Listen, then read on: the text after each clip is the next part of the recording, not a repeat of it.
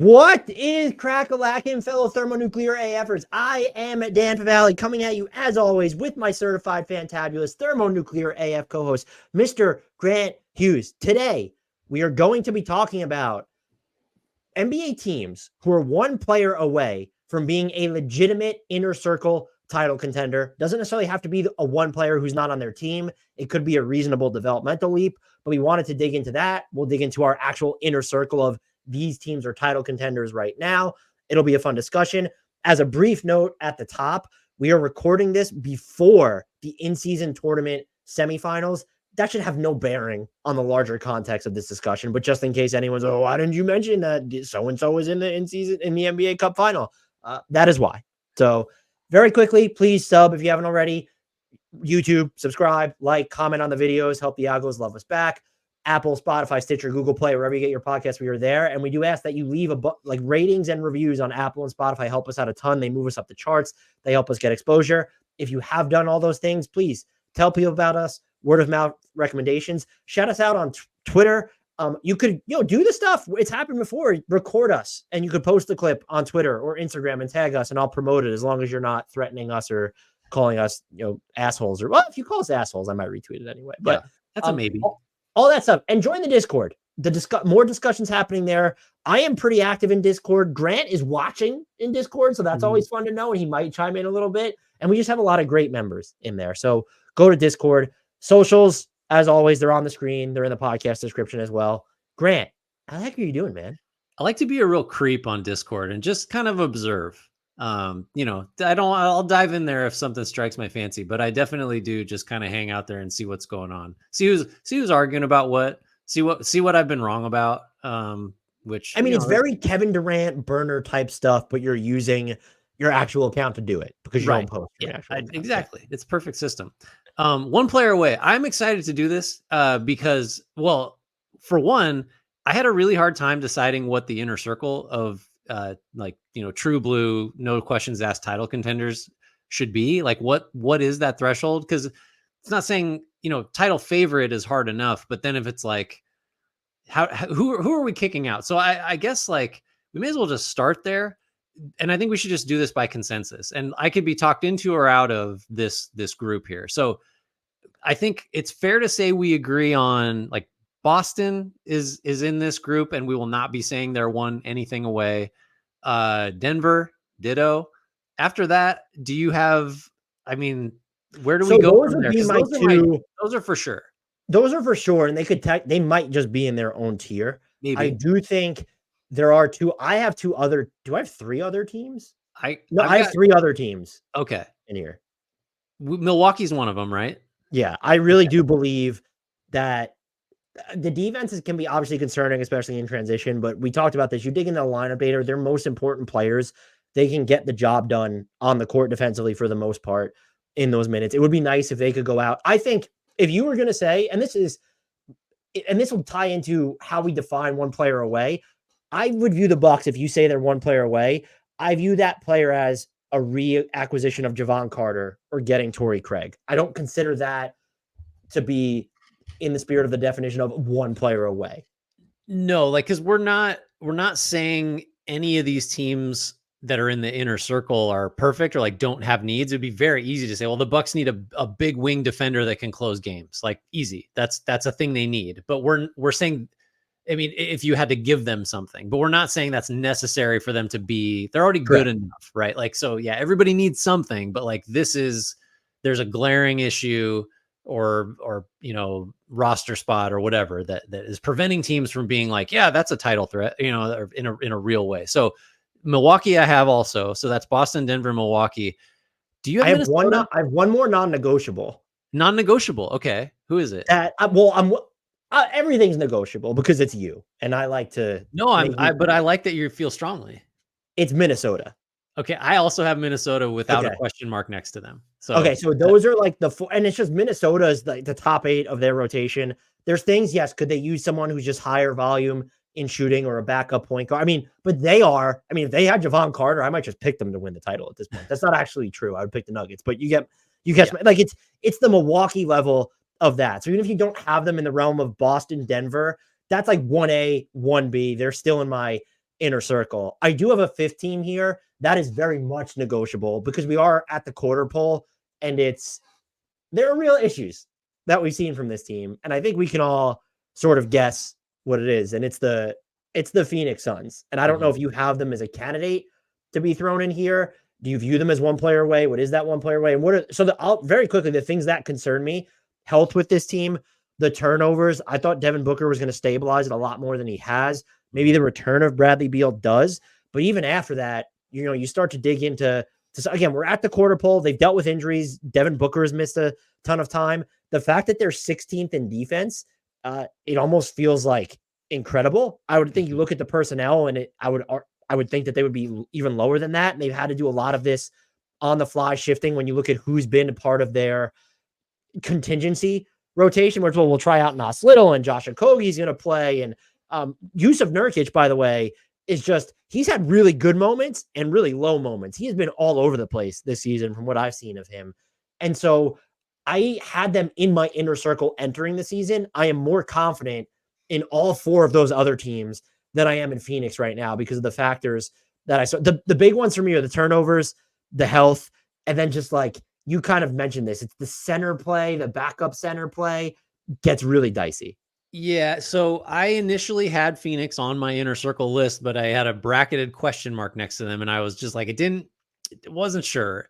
I think we've sort of kind of hit on why they're in this gray area because like the top end talent is there. They've got, Eric, they've got enough support pieces, but there are just like, I feel like they're closer to Milwaukee where we agree there are some issues that they could use some help on than they are to say like, most of these other teams we're going to talk about where it's like, yeah, there's a obvious thing. Right.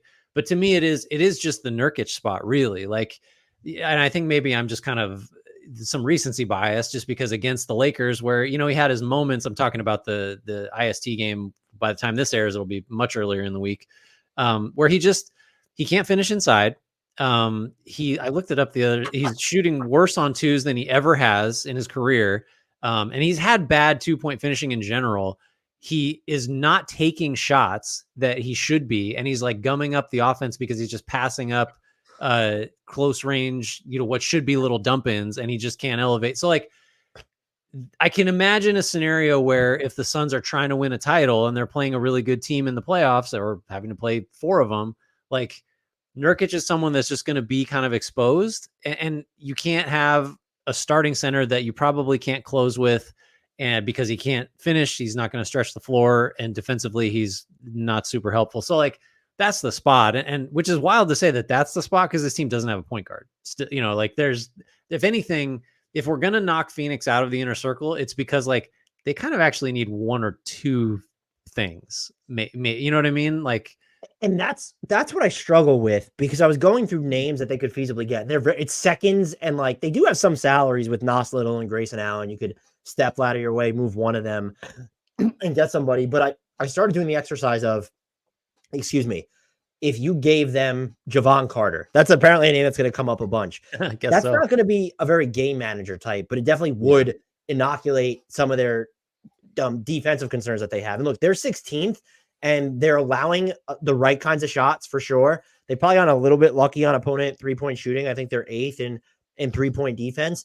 If they're a league average defensive team, and they've yet to get Bradley Beal back, who I don't think is going to improve their defense, but I do think he will stabilize the offense to some degree. I think you can argue, yes, it's on that level of move, but you hit it on the head where it might be 2 things where no, they don't need a point guard, but they do need someone who slots in to that perimeter most spot of the rotation, even if it's just defensively, or you can trust them to knock down a 3 more than you can trust Jordan Goodwin to do so. And then it's the backup big thing. It's clearly not going to be Eubanks. Is it going to be, well, let's go small?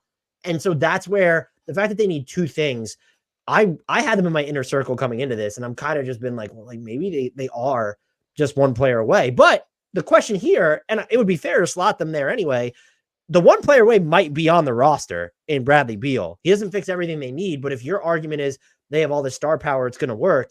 The counter argument, and it's not just fair, it's factual. He's played 3 times. We haven't seen the big 3 together. So they need that player. They need to see what that looks like before we can even decide. Maybe they actually don't need a point guard. Maybe it's just sort of changing up the big man rotation.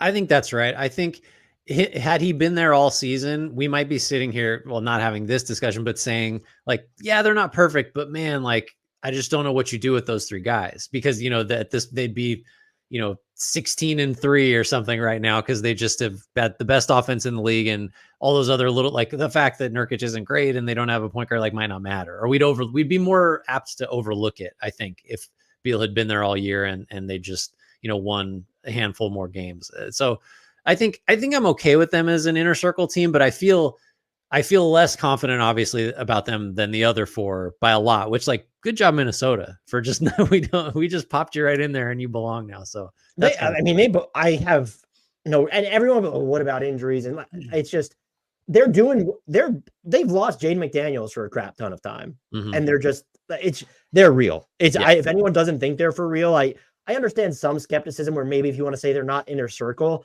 but like, what is the thing that they need? Yeah. And we know there may be two things: the backup point guard or just more 3-point volume. But it's just, if you put Javon Carter on this team, like they might be my second most intriguing team to win the title at that point. Well, it is fair to note that they are distinct from the other teams here. Like Phoenix, we've kind of put in its own little, like, I don't know, 1A, but like Boston's been in the finals and always makes the conference finals. The Bucks have a title, the Nuggets have a title. Minnesota doesn't, but it's like, well, this team has existed in its current form since like October. So like they don't have the opportunity. They're a prove it team, I guess, in ways those other ones aren't. But that's not to say they aren't in this tier. We said we get into names more at the end of the exercise, but is there a type of big that you're sort of thinking that Phoenix needs? Like, what is that? Because there's a bunch of different names. There's Chris Boucher, who I'll just mention all the time because I still love him. There's Andre Drummond if the Bulls really decide to blow it up. Like, there's a range of different options. There's a bunch of different there's a bunch of different archetypes they could tilt towards. Yeah, I think you always want to skew, like Boucher would be interesting because maybe you can go 5 out, and then I just don't know how you guard this team. Although then again, it's like, it's not like Durant and Booker necessarily are real rim pressure guys. They're going to get to their spots and shoot. So you don't necessarily need that kind of shooting. I think I don't have a name in mind, but maybe just someone like just a lob threat, like a big athletic lob threat that is going to be able to just throw down, the offensive rebounds and is going to be able to catch on the move and just dunk. Like, I don't know who you're getting for the minimum that could do that. Like, you probably aren't, but like, I don't know, Paul Reed would be fine, or like, not that he's available. I'm just trying to think of guys that can move a little bit, that can put pressure on the rim. I don't know. Is Nick Richards available? I don't know. Give me any of the Charlottes. Yeah, Richards, Mark Williams. That's fine. Williams. That's like, go find Kai Jones again and see where he's at. God. Go ahead. Oh, go ahead. I was going to just move on to the next team. But if you had I was going to keep talking about Kai Jones, so it's much better that we move on. Who is so we kind of have the Suns as like a half player away or something. Who is your first? This team is one player away. I mean, I guess what you're asking is like, who's the next tier down, title contention wise. And I guess I feel most comfortable with the Sixers there. But that's in a group of like 3 or 4 other teams that are kind of in the same spot. We'll do it that way. So if we have tier 1 is Denver, Minnesota, Boston, Milwaukee, and you could break up tier 1 if you want, but that's tier 1. Yeah. Tier 2, we're just saying is Phoenix on its own. In its own tier. Yeah. We don't know what to do with it. So tier 3, what teams belong in there? You start us off with Philadelphia, which I would agree that I could almost be, there are nights where I could be talked into saying, no, they belong ahead of the Suns. But at least in the Suns tier yet. They could be in the Suns tier, right? At the very least today, we could put them in the Suns tier. That would be there's no tier 1.5 type thing. It would be Phoenix is this is tier 2 rather than tier 3. Yeah. So let's just talk about the Sixers here, because I don't have it divided up specifically into tiers. I just got a kind of a loose list that I could kind of cobble it together if we're going to divide them. I think for me, the Sixers need someone that you can trust defensively on the wing, like a little more than Oubre, who's just now back, who's kind of is a chaos creator, but maybe isn't the most solid defender. And then you have like Nick Batum and Covington. If you could like make talking about development, make Jaden Springer like 15% larger, like then that's the type of player I want. I think because obviously Maxey Embiid, Harris is a fine supplementary scorer.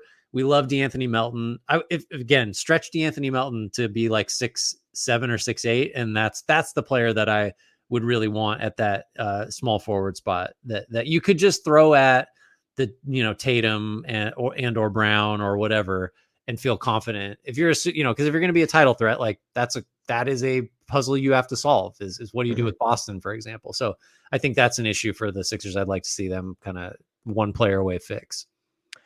Yeah, and they have the assets to go get that player. It's just which player is going to become available. When you're talking about, it feels like you're describing with the Sixers a higher end player than we were talking about with Phoenix or even Minnesota, if you were going to loop them into there. That becomes an issue then of accessibility because the trade market is just so weird. I know a lot of people want to see Zach LaVine in Philadelphia. He doesn't fit any of the boxes that you just described. No. And just Tyrese Maxey and LaVine in the backcourt doesn't do it for me. The Siakam fit with Embiid. He also does not fit what you're describing. And OG Anunoby's been mentioned to no end. I almost just have him, unless you're going to give up like 4 real first round picks for him or something. I just don't think the Raptors are going to trade him. And then it's like, okay, well, who? Yeah. And by the way, you're not giving up 4 firsts for someone that can hit free agency. Like, especially if you're the Sixers that has had some issues with communication with soon to be free agents. So I would not feel great about that. But yeah, this is always a struggle for me specifically. You're better at this than I am, but just like, well, then who? Like, I don't know. I just know what the problem is. I don't have a solution. Does Jeremy Grant do anything for you? Not this version of Jeremy Grant. I don't think he's the defender that, he initially made his reputation as. And like, that's a lot of money to pay for someone that is kind of just coming in to fill the gap, What about Lou Dort? That's interesting. Because I think, do you like him better on like bigger wings than Melton? I think I probably do. Because he can just get underneath them. And then like Melton could be more, because Lou Dort feels like more of the on-ball chaos creator. Yeah. And then DeAnthony Melton can do more stuff away from the ball. But imagine playing those two together. Holy shit. Oh, yeah. And you're just like, I guess Dort really can guard up like better than Melton, probably. Although Melton's kind of sneaky long. I don't know what the player type just is like OG Anunoby or like, that just is what it is. You know what? I mean, we're going to go through the same names, but like, if you said like Dallas Mavericks, Dorian Finney-Smith, like it might be that, like something like that, or like former Miami Heat / current Dallas Mavericks reclamation project, Derek Jones Jr., like someone who's been a lot better lately than he has been the last couple of years. But I like, optimal version of Dorian Finney-Smith is probably a more realistic stand-in for Anunoby, who is just not going to go anywhere probably. Is he just not good enough to fit this, but DeAndre Hunter? I like that size of player, right? Like the big, like the true combo forward. Even like Tobias Harris is kind of like the size of the player. By and large, really good. Yeah, this year. But I don't want him. I don't love him on. You have to guard Jason Tatum and then Anthony Edwards in the finals or something. I guess Melton probably would get him, but yeah. And when this is the player you need, you almost feel more than one player away because of how hard. I mean, Mikal Bridges would be great. He slipped defensively since he's been in Brooklyn, but he does so much more offensively. It's like if you put him on Philly, that'd be great. They're not going to move Mikal Bridges. No. And so when you're in the market for this type of player, like even, there are some teams that have, I guess there's not a ton, but like they have an embarrassment of wings. And are you going to want a reunion with Matisse Thybulle after moving him already? No. The Pelicans aren't really in the market to move any of their wings. It doesn't feel like right now. So it's just like even OKC, Orlando doesn't have any real like true wings to spare. I don't know why they would be looking to move Gary Harris in the first place. He's also not the player that you just described for them. The Spurs don't have anyone set. Like they're not going to move Devin Vassell, who's poison pilled. Keldon Johnson is not that guy. It's just so hard to find. Memphis just doesn't have wings still after all this time. It's honestly, that's pretty impressive, by the way. Okay, here's a name. I don't really even know what the framework of this deal would look like. What if they were just looking to get off his money and there was a deal to be made where they were going to get expiring money back from the Sixers? Andrew Wiggins. I mean, that is the player type, or like, not this year, Andrew Wiggins, which we will talk about when we get to Golden State, but yeah, like that. I mean, I keep talking about, can you guard Jason Tatum? Like Wiggins checked the box. He did it like that for a minute. Yeah. That is what you need. Yeah. Andrew Wiggins would be, but like, so if you're the Sixers, you're giving Golden State, if like, I don't know, does Harris have to be in this deal potentially? Well, they have the Marcus Smart salary to use as a way to step ladder their way there. So they have, I don't think you would need to buy it. Well, because Wiggins is making what, 27? What is he at? That sounds right. Andrew Wiggins is at 24.3, which is even easier. So Philly has, I mean, first of all, Tobias Harris makes $15 million more than that.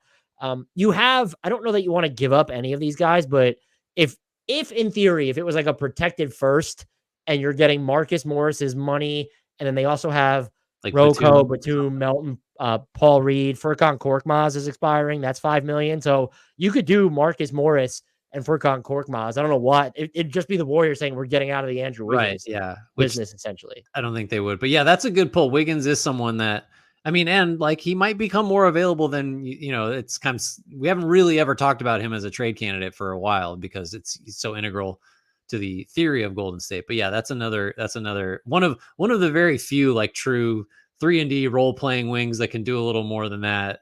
If you need them to score type of things. Yeah. All right. You want to move on from the Sixers? Do you have another team in this group or in this I don't know, on your list that's close to them?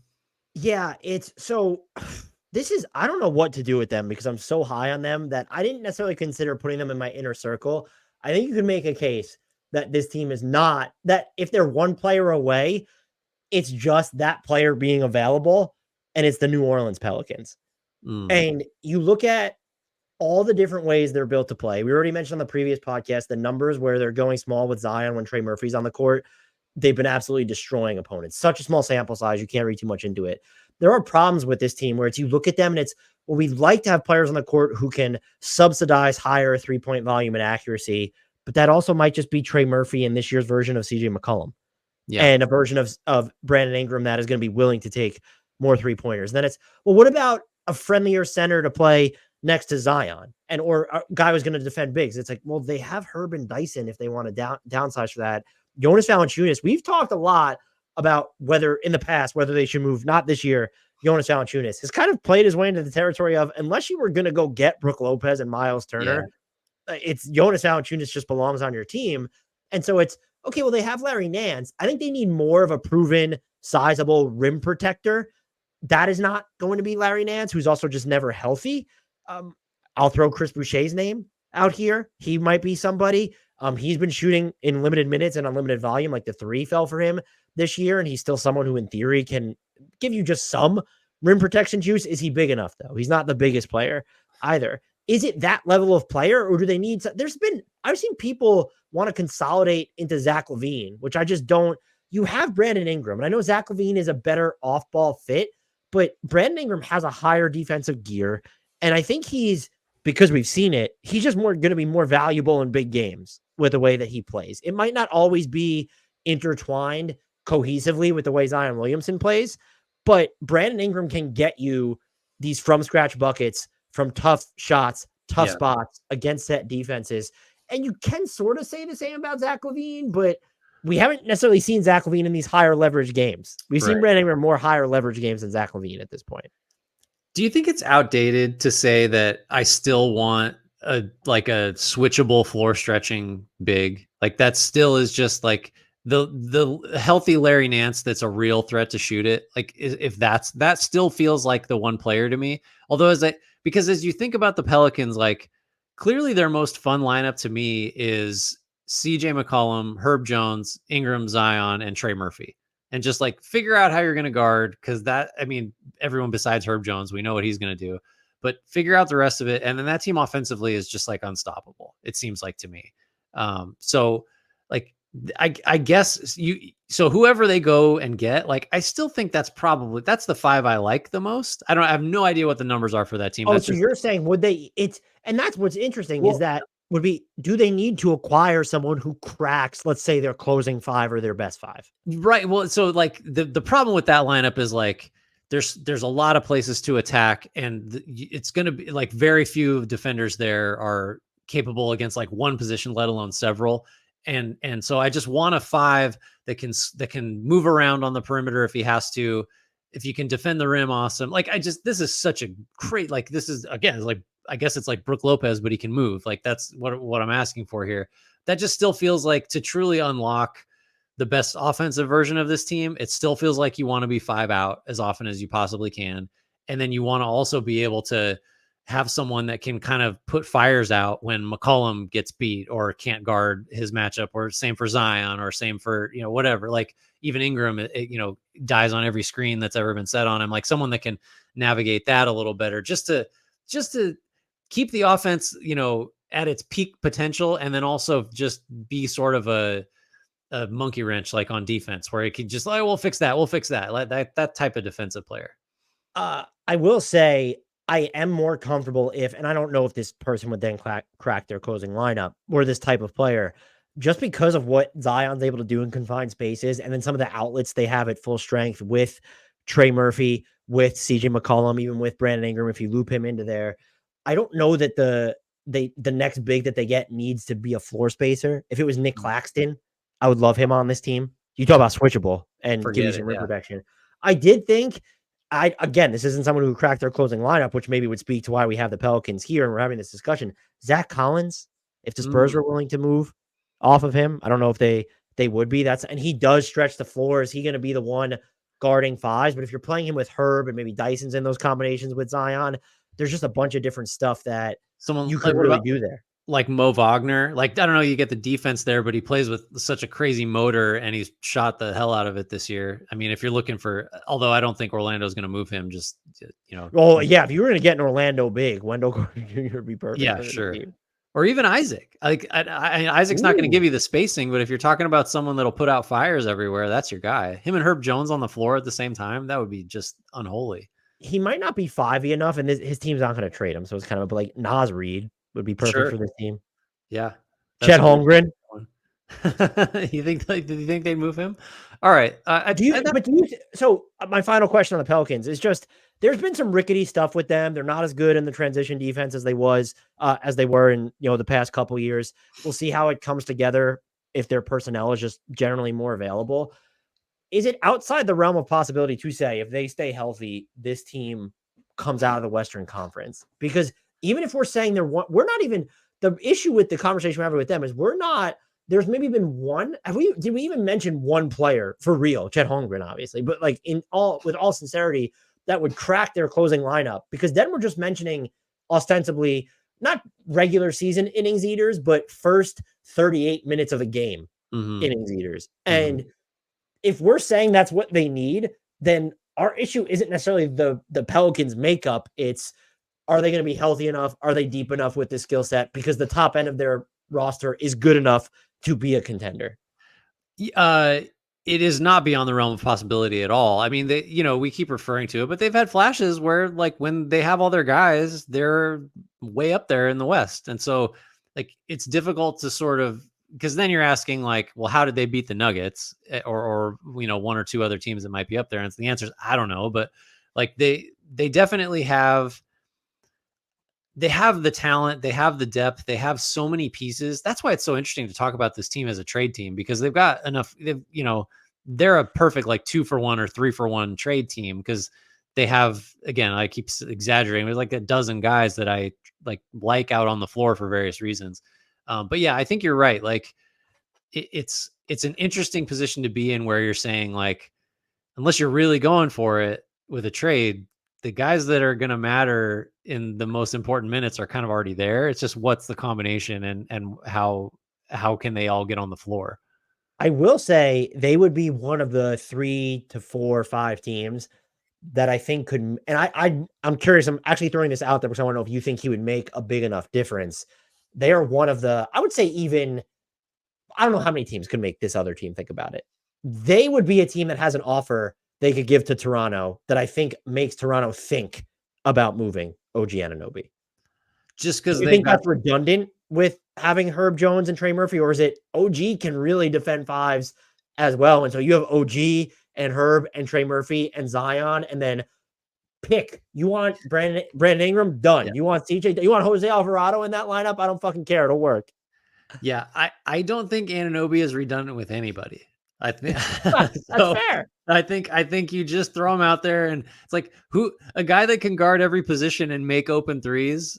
Like that's not redundant. I guess provided you have one or two other players on the floor that make it so Anunoby doesn't have to create offense. Like as long as he's in a position where he doesn't have to do what he's not good at, he just yeah, that'd be phenomenal. And yeah, so they could put pieces on the table and some picks and stuff, and at least for sure make And you Toronto. don't, and it's not going to cost you Herb or Tramer. And also, if you're getting at my issue with Anunoby is because there's the lack of creation there, but there's also, okay, what is his 3-point volume actually going to look like? Because he's sort of in between Trey Murphy and Herb Jones on the level of shooter. Mm-hmm. Well, Correct. yeah, I mean, he's closer to Murphy than Jones, right? I mean, just he's not in the volume, but in percentage. For sure. And then it's okay. Well, then how do we round out the fifth member of that unit, though? Do we need Brandon Ingram, who's not super high volume from three, but he can create? And then there's CJ McCollum, who is doing better with his volume from three, and he can kind of create, but he's going to probably look a lot worse on defense. Do you care about that? He's not as good as a passer as Brandon Ingram at this stage either, probably. So I think that's a good conundrum to be in, Right? But you would have to be sure. They might just say, well, we have, they wouldn't say this, but like we have OG Anunoby minus shooting at home with Dyson Daniels, and like minus shooting is a pretty big deal to say that. And so that's just a name where it feels like an embarrassment of riches, but because of his defensive spectrum, like how he can guard up and down the spectrum, it actually isn't redundant on this team. No, I don't think. Yeah, I think he fits everywhere. So you gave New Orleans. I got a couple we could go to. Tell me which one we should hit first here, because there's a handful of teams I think that are still in the neighborhood here. You got Golden State, OKC, and then Cleveland. Ooh, yeah. All right, let's go to Golden State. Okay. Your backyard. So for me, and like quietly, they can put together trade packages because you've got Chris Paul's deal if you want to get crazy. You've got Wiggins, I think, would be a valuable piece to trade. You've got Moody, Kuminga. You've got a couple first you can move. What did you just say? What team out there views Andrew Wiggins' contract as a net positive now? And I'm gonna. You don't think so? He put together an incredible run that helped them win the championship. Yeah, that remains to this day, including last season, including the beginning of his stint with the Warriors. That is the exception to every single other season of his career. And I know last year his down season consisted of shooting 1,000,000,000% from three anyway. And we still see flashes and gears when he applies himself on the glass, when he applies himself on the defensive end. Do you want Andrew Wiggins at $25 million a year for the next, what does he have, 3 years left after this? I don't know that I do.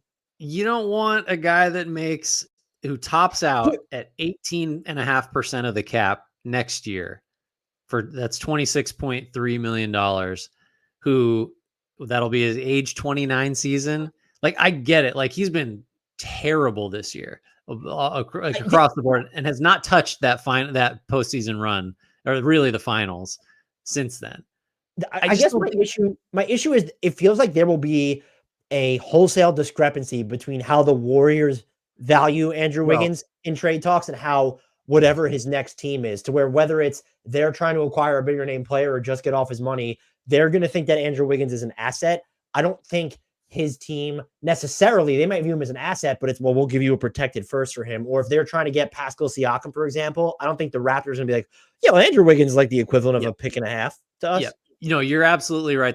He is more valuable, and they view him as such to the Warriors than another team. Like, just because, so that actually gets to what I want to point to is, like, I don't think the Warriors are one player away in the conventional sense. They're just like, they need a handful of guys to play better, like that have played better very recently. So this is like, we haven't really done this yet on any of these teams, but this is like the organic growth team.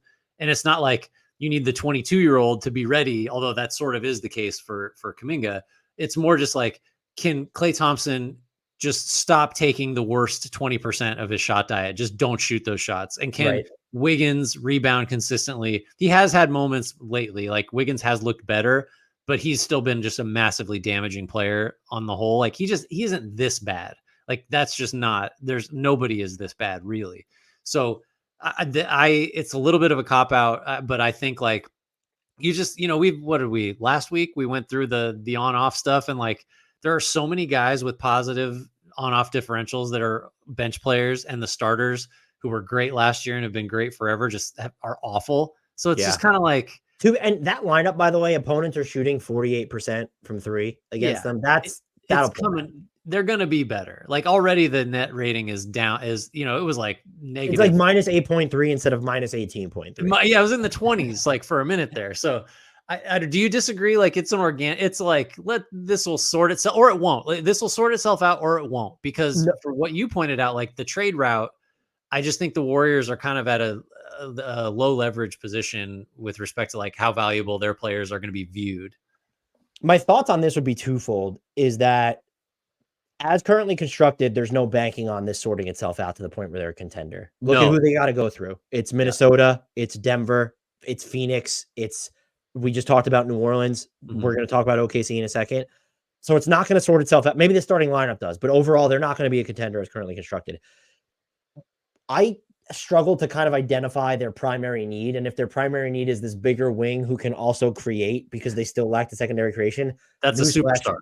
Yeah. And there's nobody out there like that. And it's OG Anunoby. Like you would need OG Anunoby and Pascal Siakam to kind of join forces into one player for that name to be available.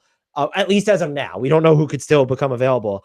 What I do think bodes well for them, or doesn't bode well, maybe it doesn't bode well, is they're only built to pull off a mega trade, because you can't trade a core player just for like an also ran return. And it's because some of the salaries are so huge. Well, then you're going to have to step up and just acquire this other expensive player. Do they have the gall to do that? And I think I would be fairly surprised at this point if Jonathan Kuminga is on the team past the trade deadline. Interesting. But like they're not going to trade Draymond, and I don't think they should. You don't trade Steph, and they should be murdered if they do. They probably, if we're being cold, callous business perspective, they probably should trade Klay. Expiring contract, that's a good anchor. They're not going to. No. So that leaves Andrew Wiggins. I'm going to argue right now, you shouldn't trade, because some of your problems right now are size, rebounding, wing defense, and athleticism. Yeah. And it's okay. How are you getting better? Especially if you trade Wiggins and Jonathan Kuminga, how are you upgrading at that spot? So you almost need to keep Wiggins. And then that's on top of we just had the discussion. Other teams aren't going to value. It's sort of like at this point, Julius Randle with the Knicks. He's so much more valuable to them than any of the other teams in the league. And it's probably the same with Andrew Wiggins. And so you're like, okay, well then it's Chris Paul and Kuminga. And do we even want to give up Pods, who, if we're moving Paul, we kind of need Pods, who's been playing well all of a sudden? Do we want to move Moody if we're not getting back? Yeah, if you're getting back OG Anunoby, sure. You're probably not going to be getting OG Anunoby. But if you do picks, Chris Paul, 2 firsts, Chris Paul and Kuminga, I think that gets you into any higher end discussions that you want it to as the baseline. My question to you is, do they have the gall to do that in the middle of the season? Even the urge? I don't think so. I think if they're looking at it, they're going to say what I just said, which is like, if we are going to panic, it will be because we don't believe our veteran starters are going to figure it out, because that's been the problem, like that group. So like, that's going to be a hard place to get to, especially for this team, because like, think about, so you kind of outlined it, but like, let's trade Andrew Wiggins. What do we need? We need the guy that Andrew Wiggins used to be, or is supposed to be. Might be a little bit better than that. Yeah. We need the good version of Andrew Wiggins. So let's trade the bad one for that. And it's like, well, okay, what else? Well, we need a shooting guard that can hold up defensively and make a lot of open shots. Like, okay, so let's trade Klay Thompson for who Klay Thompson sort of used to be, and who we still think, I'm saying the Warriors think can be like close enough to that to not matter. So it's just like, they're, if it's an individual player or if it's just sort of holistically, the Warriors are going to look at a lot of these trades and say, I mean, if we do this, we're going to be giving up assets to sort of like get guys that we think we actually already have, but I guess if you get through another couple months of this and it becomes very clear that the guys you need to improve just aren't gonna, then maybe that calculus changes, but then those guys' value also goes down too. So like, and that's true for Kuminga too. If Kuminga continues to just, make mistakes and not be a regular to the extent a lot of people want him to be in the rotation, then his value goes down too. Like the only thing that stays steady, I think, is like the value of Chris Paul's contract because of the non-guarantee. Like that's just a number, I think, to most teams. But otherwise, like things will depreciate if this goes bad and then you can't really trade, and then the Warriors view it as like, why are we going to make moves to just sort of get back different versions of what we think we already have, Not that that's like the right way to think about it, but I think that's how they will think about it. Can we talk about the Cavs? Yes. Are you confused? Because I am. I'm confused too, and I just don't think we've seen enough, and they look pretty good against the Magic, and I think Darius Garland's going to figure out the turnover stuff. I'm still incredibly high on Mobley. I just don't my thoughts on them are, by fast forward a couple weeks, they'll be closer to the situation that Phoenix is in for us right now, where it's they need such a small piece or like a medium-sized piece that could they be closer to the inner circle than the outer circle of contenders type deal. I still firmly believe they have that ceiling. That being said, I would love, and this is just, we've seen so little of them at full strength still. I would love for them to get somebody who makes the one big lineups not just more feasible, but more tantalizing to get to. And so it's like, it doesn't need to be, I'm not going to say OG Anunoby, I promise, except we got to like make a rule. We can't say him anymore. But like Dorian Finney-Smith, if Isaac Okoro's on the table, does that in seconds and getting to the money, if that doesn't work, does that do anything? I don't know if the Nets would even look, they might have better offers if they can get a true blue first for Dorian Finney-Smith. And so like if Dorian Finney-Smith, if that's too high of a ceiling on a trade acquisition, well, then who are we talking about? Because Max Strus, I think, has done a lot of good things for them. I still believe in the Garland-Mitchell backcourt. I know the Mobley and Allen frontcourt can work. I still don't think it's postseason proof. And I think offensively, it really never has. Like offensively, it's just not good enough. I think that if you're going to say it can't work, that's the reason. But I to your, continue. No, I mean, and that's just where I'm at. I think they need the player to make, and it's not George Niang to me. I like in the regular season for sure. We talked a lot about this in our Discord. He doesn't move particularly fast, but the team moves incredibly fast when he's on the court. And so he's super fun, kind of herky-jerky and valuable to watch. He's not, and we saw this in Philly, he's not, I hate phrasing it like this, but he's not a 16-game player.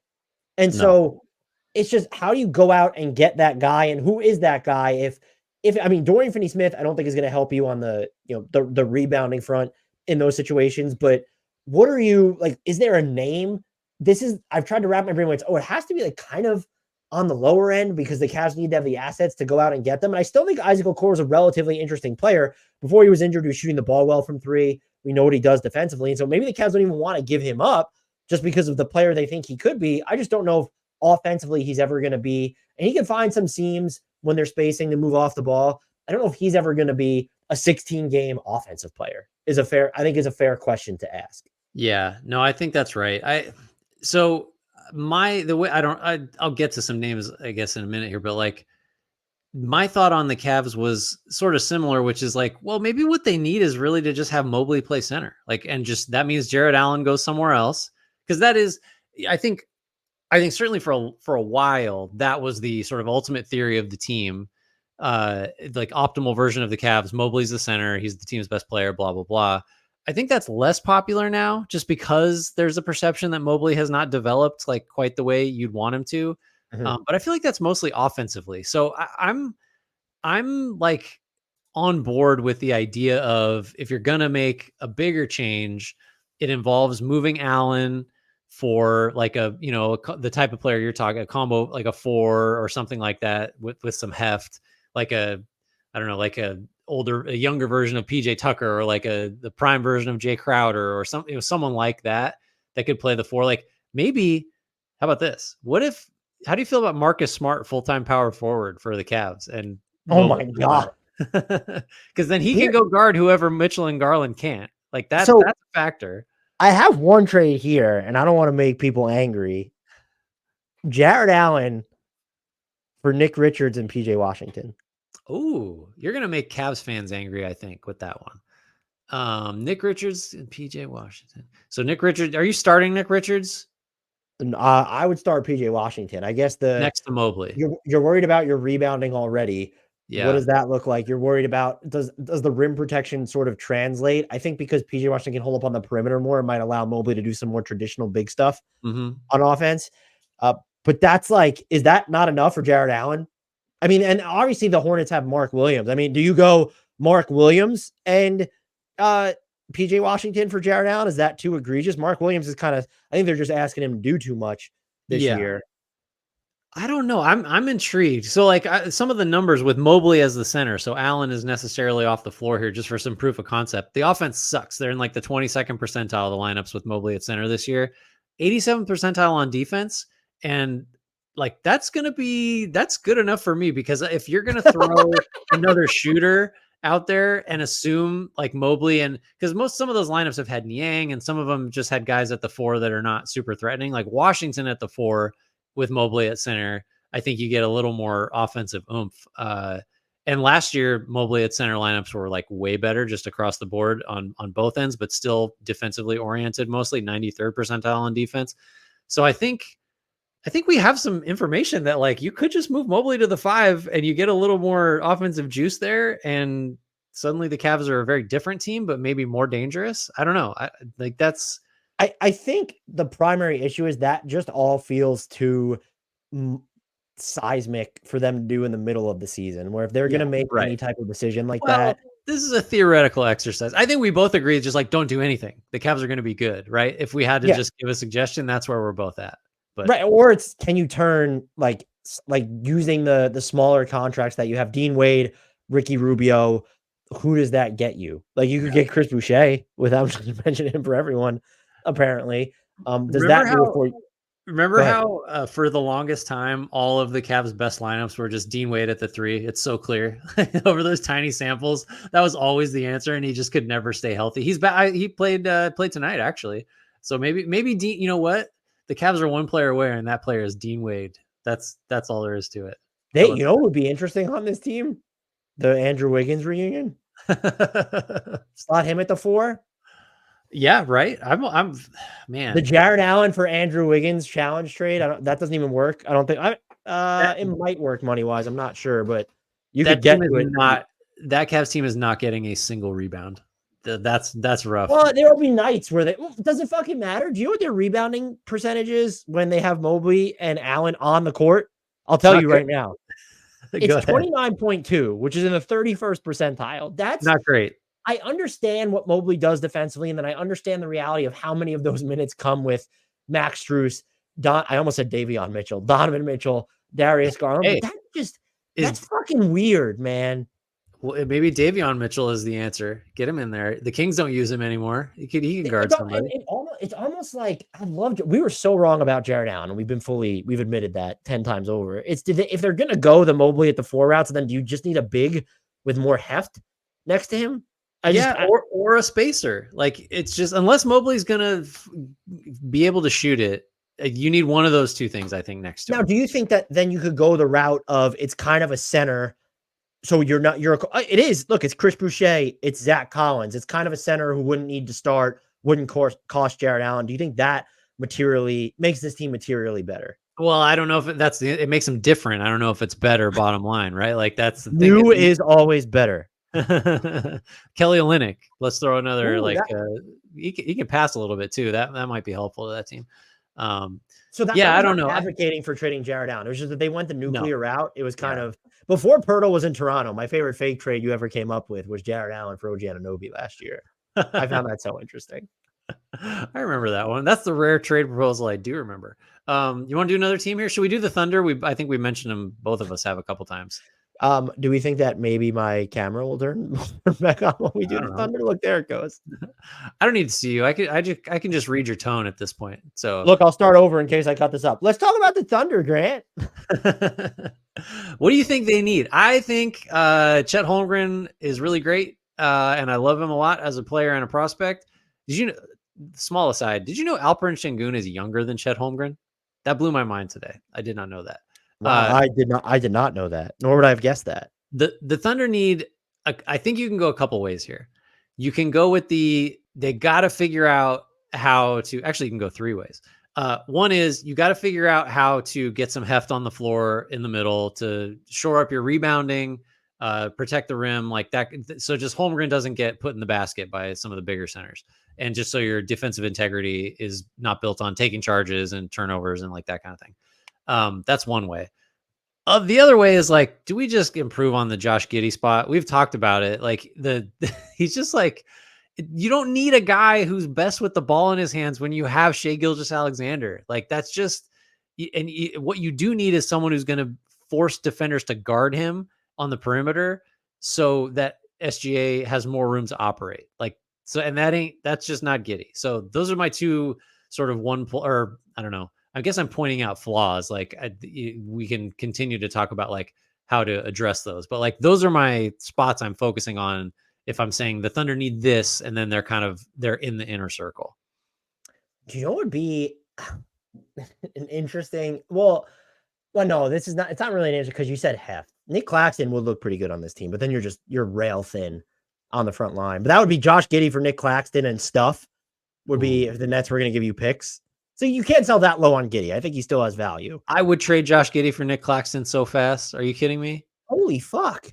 Like, I'm not. Yeah, I can't. I don't think the Thunder need to improve. The answer for the Thunder is I have them in the Pelicans as just we already talked about the Suns. They're in kind of a different category.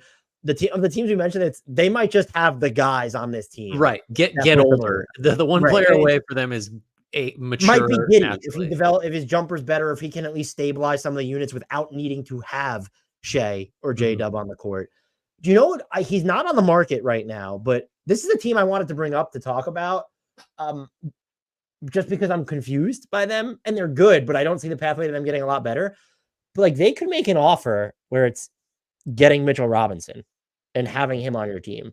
And that's someone who doesn't need to close games if you don't want to, but he can play next to Chet Holmgren. He's going to fix your rebounding issues at both ends of the floor. He doesn't look super hefty, but he has these just like diamond sized shoulders. Yeah. He will throw guys around. He's not the most versatile when it comes to certain coverages. He will get not shredded, but your defense will be at a disadvantage when there are stretch bigs, but you have so much perimeter fire, including Shai this year, by the way, who, look, Jokic is the MVP for me, sort of running away right now. Mm-hmm. You're going to be hard-pressed to argue for someone other than Shai at number 2 for me at the moment. Yeah, talk about inner circle. Like he is in the MVP inner circle. There you go.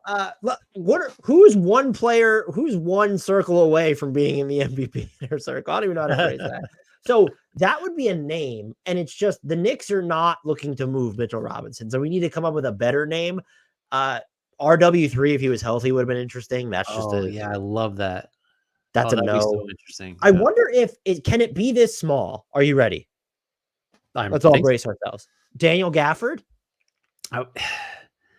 I mean, because the point is like, the absolute best version of the Thunder in a playoff series, like Holmgren's the 5, right? Because like that has to be how it is.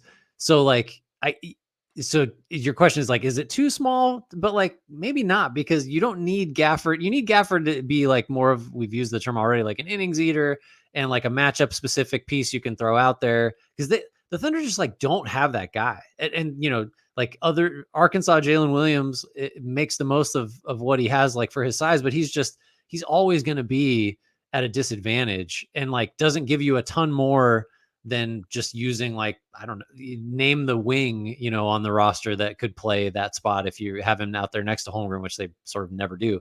I think someone like Drummond, we've already said, just like, I don't know, just maybe Drummond's like a little too unathletic. I think Gafford, you know, get up for lobs a little better still, something like that.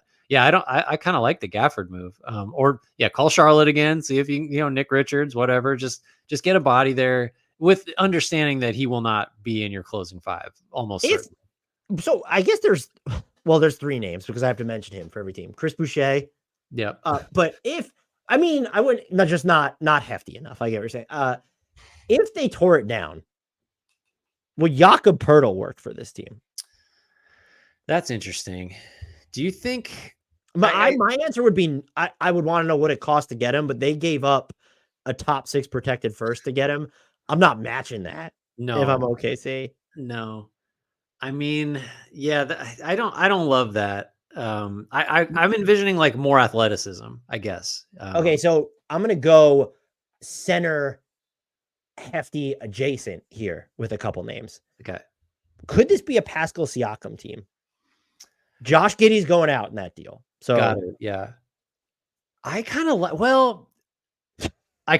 it because you're just the Kumbacha girl meme. You're like, I can't. Well, my first reaction is I do kind of like it because it's if he's replacing Giddey, you're saying like, well, you just need to be more of a perimeter threat than Giddey, which he is. Like, I think, Giddey can put the ball on the floor. Yeah, I don't know. I think Siakam as a downhill attacker. I guess Oh, my main concern would be like, are you putting Siakam into a role that's like, it's almost like, what's the point of it even being Siakam? Because you're not going to ask him to do like all-star stuff necessarily, because that'll be SGA, number one. And I think Williams will have the ball a lot more because he's more of a playmaker than Siakam is. And then Chet, God knows, like, I don't know what Chet's like usage ultimately needs to be, because like maybe he should just, the answer is he should always just have it more and shoot more.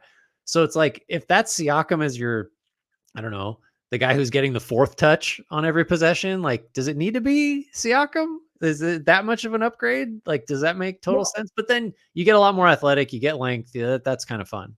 and your closing five then is Shea, Dort, J-Dub, Siakam, Chet. Yeah.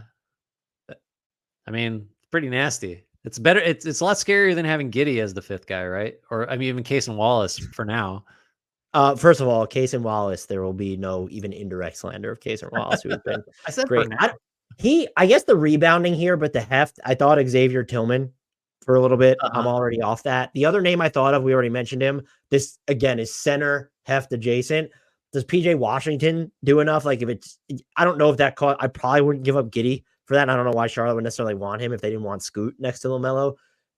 But PJ Washington, Chet Holmgren's like kind of an interesting, and like PJ Washington is real strength, but it's not going to redefine your rebounding. So I don't love that. I liked it actually, ironically, a lot more before I saw Chet on the court, and Chet's better than I expected. So maybe I have no doubt he could fit with him. I just don't know if that's enough brawn up front between them. Yeah, it's tough to find. It's isn't it funny that like now it's kind of hard to find like athletic dunk only centers that you would actually want to have on the floor. There used to be just, oh, there's Damian Jones, and there's a million Damian Joneses out there, and Gafford is kind of in that mold. And it's just harder to find those guys now because the way the game has changed. Like, they're just, other than Charlotte, who has kind of two of them, and Richards and Mark Williams, like, there's not a lot of teams carrying extra, 7-foot guys that can dominate physically. Those guys aren't around. No. And it's just, I mean, even just trying to go through, like, Wendell Carter Jr. would be great for them, but the Magic aren't going to trade Wendell Carter Jr. because he's great. Would taking you have the Davis Bertans salary, so it's kind of low risk at this point, and Orlando has had him close at the 5 this year. Does Jonathan Isaac do it for you at all? He's always going to be interesting, right? Like, that's, I think him and Okongwu's a different player, but I was trying to think of other teams that had, we got a couple centers, we can send you one. Okongwu is not the type of player I was talking about, but I do I'm intrigued by the fit of him and Chet Holmgren together. Just because in theory you get some of the mobility and shot blocking and stuff from Okongwu, and Holmgren can kind of be more of a rover, which I think, that's what you want him to be, like in the Celtics Robert Williams III mold of where he's just hanging out and then swoops in and blocks shots and stuff.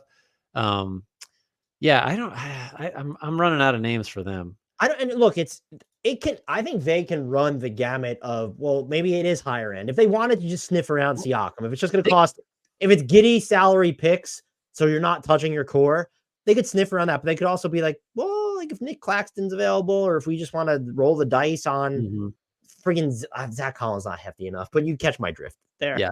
Hey, Jazz, you want like 3 first rounders for Walker Kessler? We don't care. We have a million of them. Like, just what about Lauri Markkanen on this team? Does he Lauri Markkanen and Chet Holmgren? That's more fun than than Siakam, I think, just because of the shooting. More fun for sure. I don't know. Their defense would still be fine, but is it doing what you want up front for them? No, I'm just enjoying. I'd still do it. I mean, the Jazz, they have Keontae George, but they probably could be pretty interested in Josh Giddey. And it's like, I know Lowry's an all-star, but is he your core player there? Because he's going to be extension eligible. You have to start thinking about that. I mean, OKC is not the team I would pick for him, just because I think that they like to run a little bit smaller anyway. And so it's, but he'll end up playing the 5 at points in Oklahoma City is what will happen. Why am I so interested in Markkanen on the Thunder now? That's a thought I've never had before. Thanks for you put that in my brain, and now I like it. Thunder fans might be mad that we've traded Giddey all over the place, but our point entirely is they have so much optionality. I'm past the point that they need to make this huge consolidation trade. Yeah. But we're talking one player away. That's the whole thought this yesterday. I only have 2 teams left if we want to talk about them quickly. Who's your next team? Oh, see, I don't have a next. I have like 5 that are kind of like, I don't want to cross them off. So give me one and I'll tell you if I had them or not. I have the Kings. Please tell me they're one of your 5. Your friends are gonna kill you.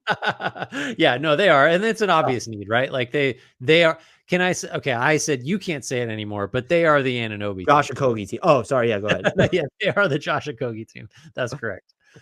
They what they need. He can. I think what the benefit of them is that player can be more limited offensively than when you're looking at some of the other teams we talked about are going to need. The Pelicans need them to at least. They don't need ball skills. They need to stretch the floor. Even in sort of Cleveland, like if you're going to play next to Mobley, you need to stretch the floor. You could sort of be just, we'll take anybody. That really is, I sort of, you don't want them to be, Andre Roberson, but like, we'll just, if he's a good to great defender. I mean, we've mentioned his name more than I thought we would on this podcast. They would kind of be a fun Marcus Smart team. Oh yeah. Right. I love that. Everyone we've talked, like Finney Smith, like you would take one of the Sixers 3 small forwards that are ranging.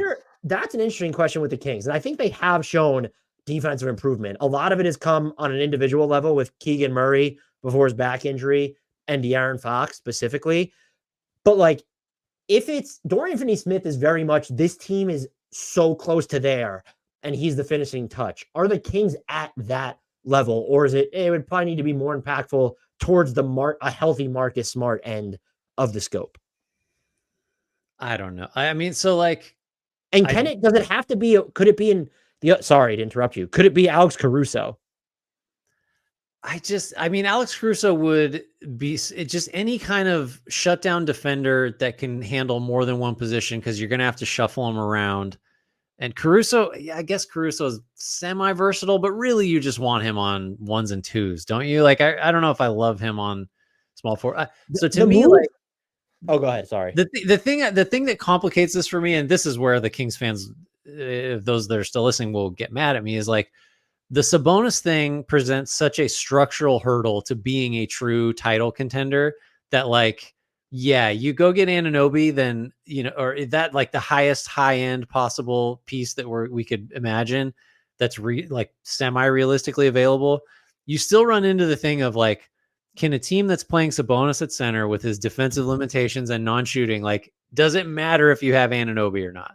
Like, yeah. So, and it absolutely does. So I'm going to frame it like this. We have seen Nikola Jokic is better than Domantas Sabonis on defense. yes. Alperen Şengün has been slightly better on defense than Sabonis this season.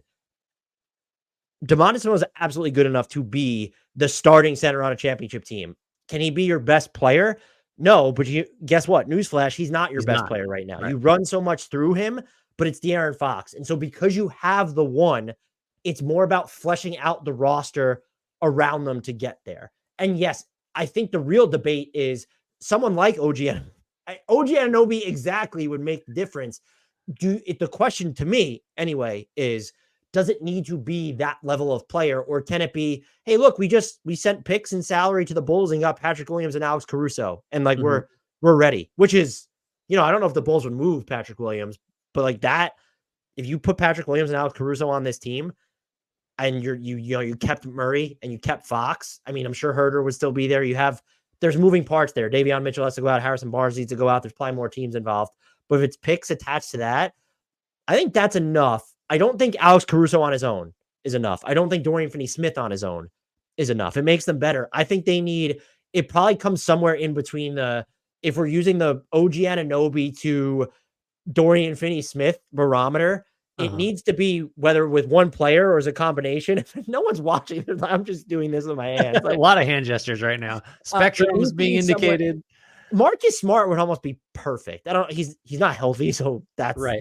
That's one imperfection. Do you know who actually? Well, I don't know if he'd be perfect. Jarrett Jackson Jr. would be fun on this team. If we're just oh my god, yeah, that'd be perfect. Yeah, that would. You are shifting Keegan Murray to a lot of wing response. Then you all like it. So, but you'll figure it out. Jarrett Jackson Jr. will defend wings. Done. Right. That's problem solved. We hacked it. Just you got to get the defensive player of the year on the Kings, and then that's the one player away they are. You've named the last 2 defensive player of the years, and they are the perfect Kings acquisition. What does that tell you? I Oh have a man. final team. This is my final that I think they're actually one player away. And then I have others listed. I have the Lakers. Okay, so I also had, I don't know if I'd call them one player away. The Lakers are on my list, probably at the top of the last team, so we'll do them. But just Miami, Oof. Orlando, and New York are all like a tier down because they're a little more than one player away for different reasons. But I just wanted to So throw them out there. you Like we want to didn't forget do, them. and the other team, I didn't forget about them, to be clear, and they've played better, so we should play, and they have the assets to do something. Do we, like, let's have a conversation about the Lakers and the Clippers, and then we can go to the Eastern Conference group to wrap it up. The Clippers, I do not think have enough as currently constructed. No, agree. They're close. I don't, but when I'm trying to pinpoint the need, it feels like they simultaneously have not many and too many. Like, who is the player? And don't say OG Anunoby. Can't. Like, who is I feel like, do they need a different look at the 5? Do they need kind of a different look on the wings? Is it, they've actually run out some pretty interesting lineups when Ty Lue's really been on his game. That makes me think, well, maybe they don't need that extra player. I think with them, I just had trouble identifying what they need, because I'm not sure whether it's a big-ish acquisition or it's just sort of odds and ends at the moment. We've mentioned him several times, but Nick Claxton, I think, is the kind of piece that I think could really improve this team, because Zubac does a lot for them, but he is just so limited with not just as a spacer, but his mobility. You put Claxton out there, and then you're looking at, and you remember, you have James Harden on this team, and in theory, he's on the floor for the minutes that matter. You're going to have to employ a switching defense. That's just the rule. And Claxton, I think, allows you, along with George and Kawhi and whoever the 5th guy is, to do that. I mean, you shouldn't have to make a hard sell for Nick Claxton. He's one of the best, most versatile defensive centers in the league. So I think it's that type of player. I mean, what's the alternative? You think it's like we need a someone someone who erases the PJ Tucker at the 4 minutes from existence would probably be the Dorian Finney-Smith would do that. Back, Nick Batum would be a pretty good fit there. I like him as a connector on offense. I mean, do you think they have any connection? I mean, when we're talking bigs, would they have because they can trade a first, and it's, I guess, just who you're sending out is the team would have to probably be interested in Norman Powell. Like, Jarrett Allen would be great on this team. Oh yeah, he'd be a huge. You're not going to trade him for 1 first-round pick, though. I tell you, I apologize for it. Yeah, well, yeah, and I mean, like, if this were last year, you would have said, well, and then the Clippers could just send the Cavs that small forward they need because they got 17 of them. But that's not where we are anymore. I like the Nick Claxton one. I mean, he's kind of almost a cheat. Like, he's kind of like Anunoby, where it's just like, yeah, of course you'd want a switchable center that can block shots and run Lakers. So the Lakers and that we're not just saying this because, well, who knows what's going to happen to them in the play-in by the time this airs. But way to date this podcast. You already did. The Lakers are so confounding because, like, we still, I think Gabe Vincent really matters for them, and he hasn't really played. I think we'd feel differently if all their guys, like Hachimura has missed time. I think they still have. We've already talked about this. They got too many one-way guys, and so you need someone like a two-way wing or forward, so Jared Vanderbilt isn't such a critical piece of all your playoff decisions. Like that, we're gonna constantly be like, I think this is a series Vanderbilt's gonna have to play, but what's that do to the offense? Just like last year, that is gonna happen again if they don't get someone that is an upgrade on that spot. They need that person to either be a great shooter in high volume or can generate their own shot. Too. And I actually don't think it needs to be I would be fine with, and this is a pretty big player, but I do think he's a feasible get with their assets, given how much his value has declined. I do think Zach LaVine does it for this team. I actually really like him. Interesting. In LA. Do you think so? Just as, like, here's the guy that it doesn't have to be D'Angelo Russell anymore, that is going to take over a big share of the offense and or supplement LeBron and AD, and just be like a high usage guy that's going to stretch the floor and get you, like, we've said it both several times, but like the innings eater, like LaVine is going to present playoff problems, but like, he's almost like the theory of the Westbrook trade, where it's like, this guy is just he's good enough to keep us afloat and lighten the load a little bit. And maybe he's better than that. Like, is that kind of the thinking? Yeah. It's just the big thing is he's never played this role. By the way, like, at least not full time. He's number 3 in LA. Right. And so you just have him cut, take threes, and then he can get his quick off the dribble looks when he's getting fed out of LeBron kickouts, or just when LeBron is off the court. Because look, the minutes without LeBron, excuse me, are just a categorical disaster. And I'm asking you, so even if you don't think Zach LaVine is the perfect acquisition, would you give up D'Angelo Russell just based off what you've seen this season, knowing what the Lakers need, thinking about the postseason? Like, given how D'Angelo Russell has played and how much you've still struggled in the non-LeBron minutes and just overall in your half-court offense, does Zach LaVine do it for you? Yeah, I think so. I think for me, we know that, and because we've seen it recently, that there are going to be games, matchup series, even where Russell just is not someone they're going to want out there for a major role. That has happened before. If you have LaVine as the third option, your third offensive option, I mean, Austin Reeves would probably like to be heard from here at some point, but like, I think the upside's just higher with LaVine in like the quote unquote Russell role, because LaVine is just a better all around offensive player, I think. Mm-hmm. But like, if there was a way for them to get Caruso and LaVine, I don't think there is with what the assets. I mean, they could get to the money, but you're going to be giving up. It's Rui, D'Lo, Taurean Prince is in there. I mean, can you get that to that money without Reeves would be the question. So if it was Gabe Vincent, Rui, D'Lo, Taurean Prince, like there's your money, and then Jalen Hood-Schifino and a pick, and then what can you give up? Like 3 swaps or something at this point? That's what I mean. Like, you can get to the money. I just think you're going to have a hard time making that the best offer that the Bulls get for LaVine. Probably, I assume. But like, if you go Caruso, LaVine, LeBron Davis, and I don't know, Reeves or whoever the fifth guy is, like we are inner circle territory right there, because you've ticked a lot of boxes with that. What about this? Would skew more towards what you were saying at the beginning. What about a reunion with Kyle Kuzma? Yeah, that's an interesting one too. You'd have to assume that Kuzma would play differently than he is with the Wizards, right? Like, he would have to accept the lesser role. He would have to. There were stretches where he was a very good defender for the Lakers, right? Like that, they've seen that happen, not consistently, but like it was a thing. So I thought of that too. I think. Well, put it this way: you can have LaVine or Kuzma. And the packages are equal. Like, does the salary difference move you at all towards Kuzma, or is it just still like, oh no, it's got to be LaVine? Because Kuzma would bring more defensive value, I think, just because of his size. Yeah, it's just, what are you trading for him? Because if you're trading D'Angelo Russell, I don't think the Wizards are going to want Rui.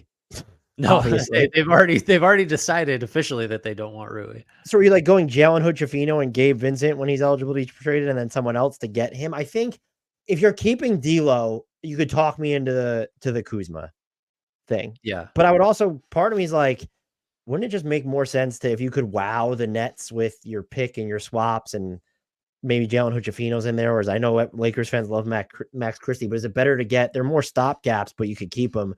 Like, let's just get Royce O'Neal and Dorian Finney-Smith and put them in this rotation. That's kind of a Lakers type move, isn't it? Where they just go get the couple vets on the wing, and then they'll just be better in the playoffs. I think, Kuzma is interesting. You're giving me a real pause on that one, but I think that's. Could they do? I was going to say, I don't know what they're going to give this team. They have the money to make it work, but there's probably more teams that need to be involved. Like Tim Hardaway Jr. is sort of like, well, we can't get Buddy Hield because the Pacers. He went from requesting a trade to now he's starting to now it's like, oh, will he be back? Buddy Hield would still make so much sense on this team, but like Tim Hardaway Jr. is kind of feels the more gettable Buddy Hield light version. Could we just reverse time and have this year's Malik Beasley be on the team? Because that would solve a few problems. We reverse time and have them pull off the trade for Miles Turner and Buddy Hield that was apparently on the table. Man, there's some real, like, I don't know if you call them misses, because it's like, Beasley wasn't this good last year for them, and the Hield Turner trade just like didn't happen. But like, there are some like alternate futures or alternate presents, I guess, where the Lakers have certain guys that they really could have had, where this team is terrifying. Turner and Hield on this team would be unbelievable. By the way, I did not think you were going to get me to come around on Zach LaVine to the Lakers being like actually a good idea, but I think you kind of did it. I think look, if you can get it for the assets that you have available, like he's also, by the way, I know he's not super young anymore, but him and Davis are a bridge to, LeBron's going to be 40. Maybe he leaves, or maybe he's just not as good at some point. it's just easier to me, it's easier to envision Davis, Reeves, and LaVine keeping you afloat without LeBron or a reduced version of LeBron than it is like, well, we've got D'Lo, and like we could try Gabe Vincent. We have him on the so and it's just the quality of player for the asset you have. It's sort of like the Suns with Bradley Beal, where it feels like you're giving up so much because that's all you have, but the value of and Bradley Beal's better. And well, they're both not healthy right now. So, but it's just to get that player for the asset you have available is a big deal. You're yawning. I'm tired. Let's talk about the 3 teams in the East really quickly. So you had Miami, Orlando, and the Knicks. Look, I'm just going to call it right. The Knicks aren't there. No. If it's one player, it's they're the team that needs a superstar. I think of anyone that we listed, we didn't say any of them needed a superstar. I guess the Warriors, we came the closest, and the Lakers with LaVine, but like we named other names. You can't sell me on a name for the Knicks that's not, even if it would have OG Anunoby, I think is the worst player that they could acquire and maybe enter contention. And that's just like a pretty big ask. And I still wouldn't build them as contenders after that. I want to make clear the Knicks are really good. Their 3-point volume is up. They're hitting their threes. There are just games where it all falls apart. And it feels like it all falls apart at the same time, where it's Jalen Brunson and Immanuel Quickley are both bad, or Julius Randle's all over the place defensively. And he was going up against Giannis in the in-season tournament, and he had the great offensive performance, but then he just has his lows. RJ Barrett, 8 games of greatness here, levels off for a few games, plummets for another few games, back up for a little bit. And the other thing with them, and I really don't think we need to go into detail, their trade assets they're not all they're cracked up to be at this point, because the Knicks are good enough to where their own picks, yes, the cachet of it's the Knicks, just like if you were going to get a Kings pick, that would still exist. But in reality, if you're sending them a good player and they have Jalen Brunson and they still have most of the supporting cast, what is that worth? They have 2 picks from Washington, Detroit that might not convey ever. Yeah. And then there's the Dallas pick, which who knows, it's top 10 protected this year. Where is that going to land? Immanuel Quickley, interesting, going to be a restricted free agent. Value kind of not torpedoed the way Obi Toppins was, but you've waited so long that he's more valuable to keep. Quentin Grimes is playing through the worst stretch of his career as a rotation player right now. Has 2 years left on his, 1 year after this one left on his rookie scale. What is his value? They have reasonable offers if someone becomes available. They are never going to have the best offer in a trade package unless they put Jalen Brunson on the table. And so it's, if you could change out Julius Randle for Lauri Markkanen, maybe I'd be like a little bit higher on this team. So you're going to send picks and Randle out. But even that, it's like, well, you're going from Julius Randle, who, he's ball dominant, but like he's better ball dominant than Lauri Markkanen, even though Lauri Markkanen is the better complement. They're just not there yet. They need the megastar. Yeah. And that it's not LaVine. Someone asked me if Siakam would be a good fit, not with Mitchell Robinson here. And that's the other thing, is that if you're going to get the megastar, they need to fit alongside Mitchell Robinson, who's great, but he creates limitations. I don't know if you have any further thoughts on the Knicks before we get to Miami. No, I just think it's funny that like for the player they needed, I just put an alpha, which is like, and then I just think, well, that's true of 20 different teams. So you're not one player away if the player you need is better than everyone you have. The only thing I would correct is they need someone who is, I would say, can be as good as Jalen Brunson. Doesn't necessarily need to be better. If you have 2 Jalen Brunsons, obviously not like sized, otherwise that'd be a real problem. But yeah. Okay. Orlando and Miami. So I mean, my Orlando I didn't have just because I don't think they're going to make the move. But it's like, if I told you they got Anfernee Simons or Buddy Hield, and this is the name I love for them, Immanuel Quickley, do you think that's the level of acquisition that's enough to put them in the, fuck, this team could really mess shit up in the East? The guy I had that is not available and will never be for a lot of reasons is they need like a Derek White, because he would allow you to preserve your backcourt defensive identity, but he's just better at all the offensive stuff. And Jalen Suggs got hurt tonight. I still don't know what it was. I don't know if you saw it. It was in the first half against Cleveland. He was grabbing his Achilles. Like, it was not great. He had to be helped off. I don't know if it's an ankle. I don't know what it is. But like, Suggs has been so valuable to them, but Derek White just can do everything Suggs does, but kind of better, maybe less like, ferocity on defense, but like someone like a White is just the ideal fit there. To say that he makes them an inner circle contender is kind of wild just because of how young the rest of the roster is, but that's what I'd be looking for. Cause I don't want to give up the defensive identity this team has to improve its offense, and its offense does need to be better. So, and it's actually been better in recent weeks, but at the expense of its defense too. yeah, And right. I don't want the trade-off. I want it all. So that's Derek White. It was right ankle sprain. And here's someone that I think could potentially be more gettable. We talked about him in the earlier week, in the previous podcast this week. Remember when everyone was trying to send Trae Young to Orlando? What about DeJounte Murray? That's kind of fun. That's pretty. He shot the ball better. Yeah. And you don't need him to be a caps lock defender if, you're not giving up. You're going to have at least one of Anthony Black or Jalen Suggs left over after that trade.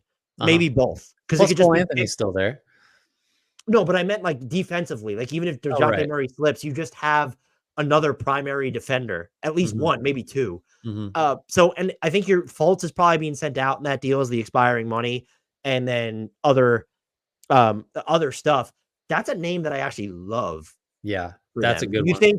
Do you think the half court though is still too small? Not size wise, but the floor, like, does that expand it enough? I mean, it sort of would depend on, is the latest version of Murray like the real thing, or one that you can scale up to where like he's actually kind of an offense skewing player now that is dependent on his outside shooting, which was a real weakness for most of his career. Like if he's that guy, and even you can add more volume to him, then yeah, I mean, that's phenomenal. But yeah, I think you're probably right that like Murray is still not someone that really kind of is going to make the floor bigger, I guess, to use your terminology. What about Steph Curry? I don't hate it. I mean, they're going to have to blow it up. So I might as well send him to the next dynasty in Orlando, right? Miami Orlando's just not going to make the move. No. And that's fine. They're not, but they're really good. If Magic fans are taking this as being dismissive, we said your team's not going to win the title. I'm sorry that we offended you. Terribly sorry. Miami, I know some people focused on like they do need the extra shot, but like what if you slotted Lauri Markkanen onto this team? So then you're going, I guess, Bam, Markkanen, Butler. I'm assuming Hero you're not Lauri. Getting out of that deal without trading one of Hero or Lauri, and Jaime Jaquez is gone. If you're maybe you just want to keep Jaquez at that point. So does that have to be Hero and Jaquez to the Jazz? You could trade Duncan Robinson too, but his shooting might be pretty important. They can get to the. Maybe is it just, do you trust? Because the Jazz aren't going to want Tyler Hero, would be my guess. Could you get? Well, do you think you have enough? What's that? I can think of one reason the Jazz might want Tyler Hero. Okay. So could you get? Do you think you can get enough? If Kyle Lowry's gone and you're not replacing him with another point guard type, if you just put Lowry picks on the table, maybe Jaquez is involved, do you think the Heat are a lot better with Lauri Markkanen? Or is it then, I know Lowry's older, but like, did we just give away too much of connective tissue? Yeah, I don't know. I guess the assumption would be that the Heat will just manufacture like 3 other guys that can be the connective tissue. Like maybe Caleb Martin is back at some point and can be helpful. Or Highsmith takes another step or something like that. Yeah, I don't know. I just I can't get over. Did you see that report that the Heat offered more for Drew Holiday than they did for Damian Lillard? Because they liked his contract better? Yeah. They liked his contract, and I don't know. I feel like it was at least implied that hashtag Heat culture is very much a Drew Holiday thing and maybe not so much Dame. I don't know. Dame is social media performative hashtag Heat culture, and Drew Holiday's true blue hashtag Heat culture. Drew Holiday's about it. He walks the walk. I just kept thinking I'd like a Drew Holiday type then. I don't know what that is, but that's another Derek White type. Like the guys you could actually get. You went front court. I was kind of looking more backcourt just because I'm not sure I believe in the Lauri. It's very confusing to talk about Lauri Markkanen and Kyle Lowry on the same team, but the Kyle Lowry, Tyler Hero playoff viability, I had some questions about, given the age of one and the kind of one-way play of the other. So I was looking more backcourt, but I don't know. It's even harder for me to come up with guards that, are starting caliber. If the Knicks just think they can't pay him, but I don't know why they would trade him with Miami of all teams. If they make a trade together, it'd be pretty shocking. Yeah, he's an interesting one. I mean, I guess you could go take a shot at Grimes, try to get him for nothing since he wants out. No, I don't know. I didn't have a lot of thoughts on Miami. Just that Does Terry Rozier do it for you at all? I mean, he kind of. he's Man, right on you the could borderline for a lot of Terry teams. Rozier and PJ Washington for Kyle Lowry, maybe stuff like to get the money Yeah, to work. yeah. What are you getting, Charlotte? What's Charlotte want out of that? Picks, I would assume, which you could Yeah, give because them. I wouldn't do Hawkes No. if the payoff was Rozier. That's not enough if I'm Miami. Yeah, he'd be interesting. He feels kind of like a Heat player too. I could see him having like a really good like glow up with the Heat, and then he leaves and isn't as good anymore. Yeah, that's all I got on the Heat. They need Drew Holiday. They should have got Drew Holiday. Then they'd be really interesting. Well, I don't think it doesn't seem like would their best offer have beat Boston's, but I mean, it doesn't look as great now with RW3 injured. I will say that. No, yeah. Well, Boston just got away with it. That was a heist on that one.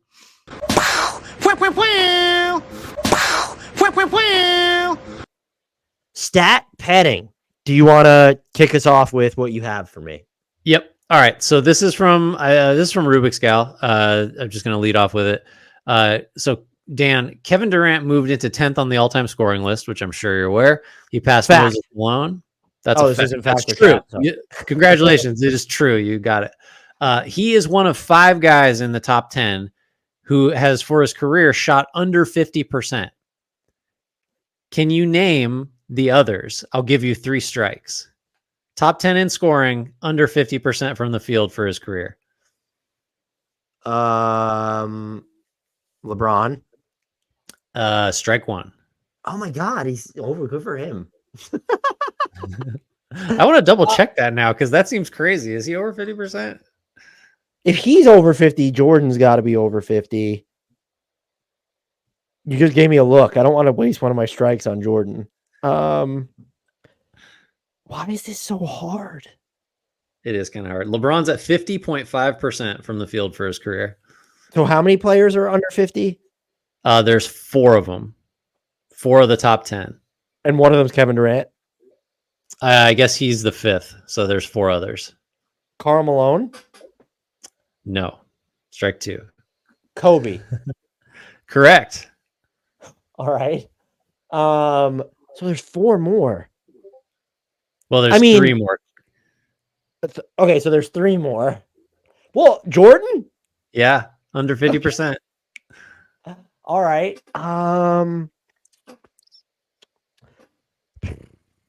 It can't be Kareem. I refuse to say Kareem. You should not say Kareem. Okay, good. Would it help if I gave you the remaining players that are on the top 10? Yeah, do that. All right. So you've already said LeBron, Kareem. You said Karl Malone, Kobe, MJ.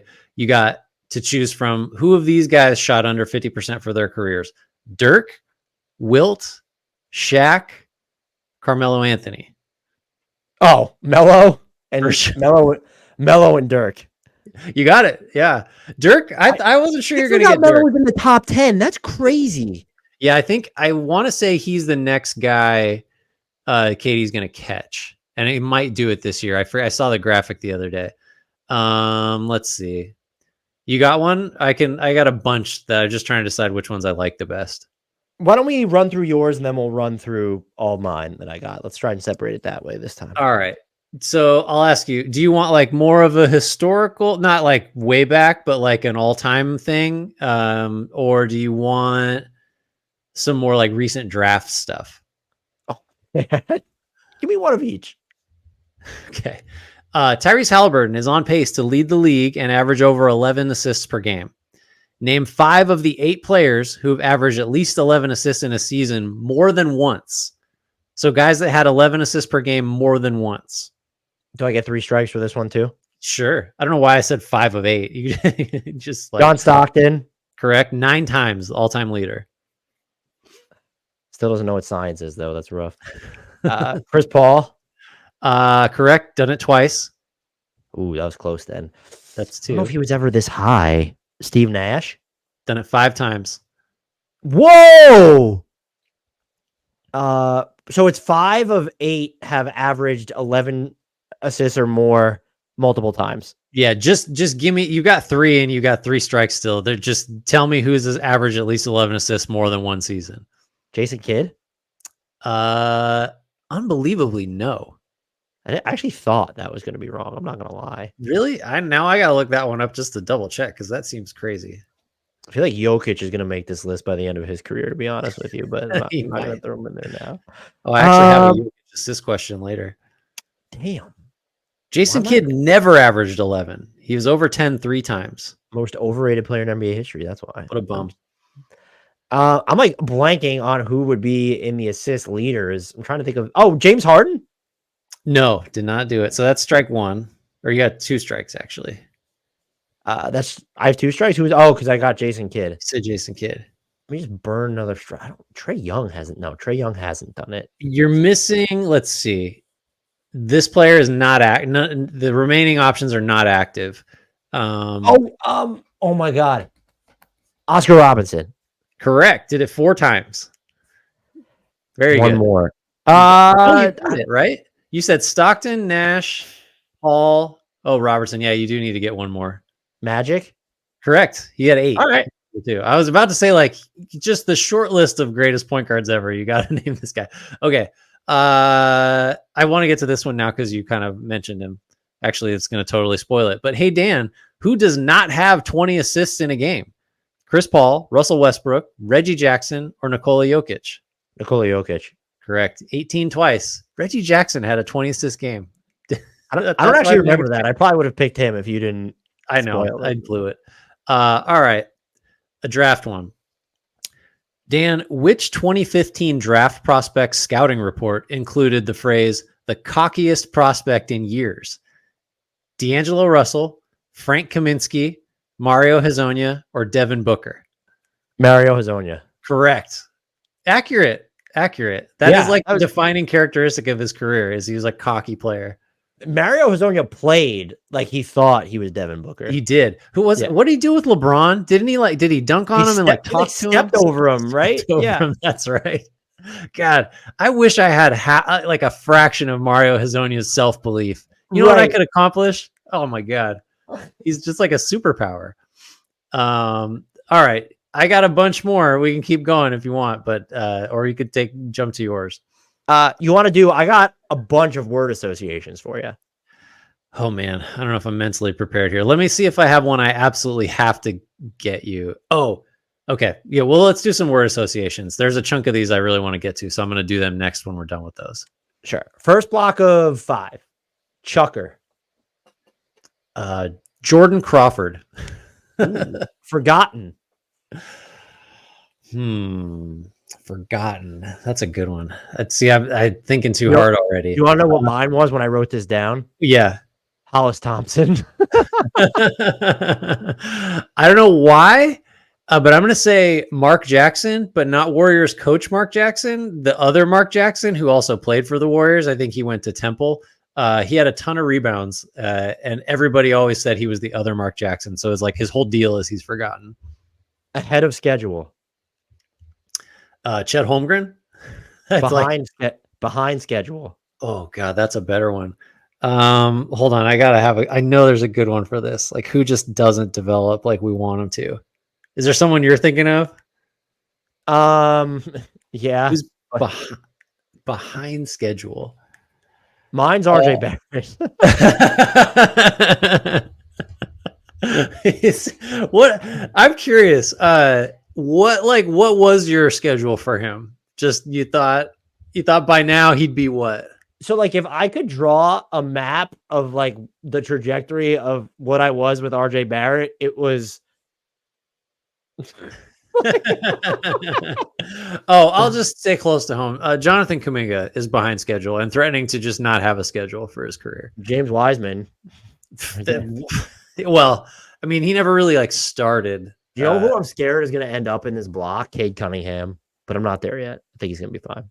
I think there is some reasonable concern. Well, you know what though? Is there? Because he's played better. He's going to be fine. He's going to be fine. But as a number 1 pick, I don't think I'm less convinced than ever that he's like going to be a transformative, like top option guy, which was like kind of the rap, right? Don't you remember? It's like he might be Chris Middleton. Like that, you couldn't talk about him without saying Chris Middleton. Well, are you good for another block? Always. Unguardable. James Harden's MVP season. Wow. Just couldn't do. What could you do with him? He was making threes or getting fouled. Do you remember that? Remember that was a whole thing all year of just like the foul grifting was off the charts. Travel. James Harden's MVP season. Yeah, right. The invention of the step back. For me, it's Corey Maggette because there's a clip of him traveling like 8 times in one play. It's in standard definition. I think I've mentioned it on Discord before, and people knew what I was talking about. It's like one of the best. He literally is like 8 travels in like one possession by him. Flop. Marcus Smart. Charge. Jalen Williams from Arkansas. Bust. Oh, James Wiseman. We already said James Wiseman. Sorry, man. It was just you put it in my mind. I have 3 more blocks. Let me do one more. There's 2 that I really want to get to. All right. Let's do this one. Screen assist. Oh, Rudy Gobert, because the Jazz guys would just never shut up about that when he was there. Nutmeg. Ooh. I mean, one of my favorite plays in basketball. Like, I think I have to say Ginobili, because he had a couple incredible dribble nutmegs and pass nutmegs. Somebody just did it. I think Dennis Schroeder just nutmegged Kevin Durant on a breakaway like within the last week or so, and got Siakam a dunk, I think.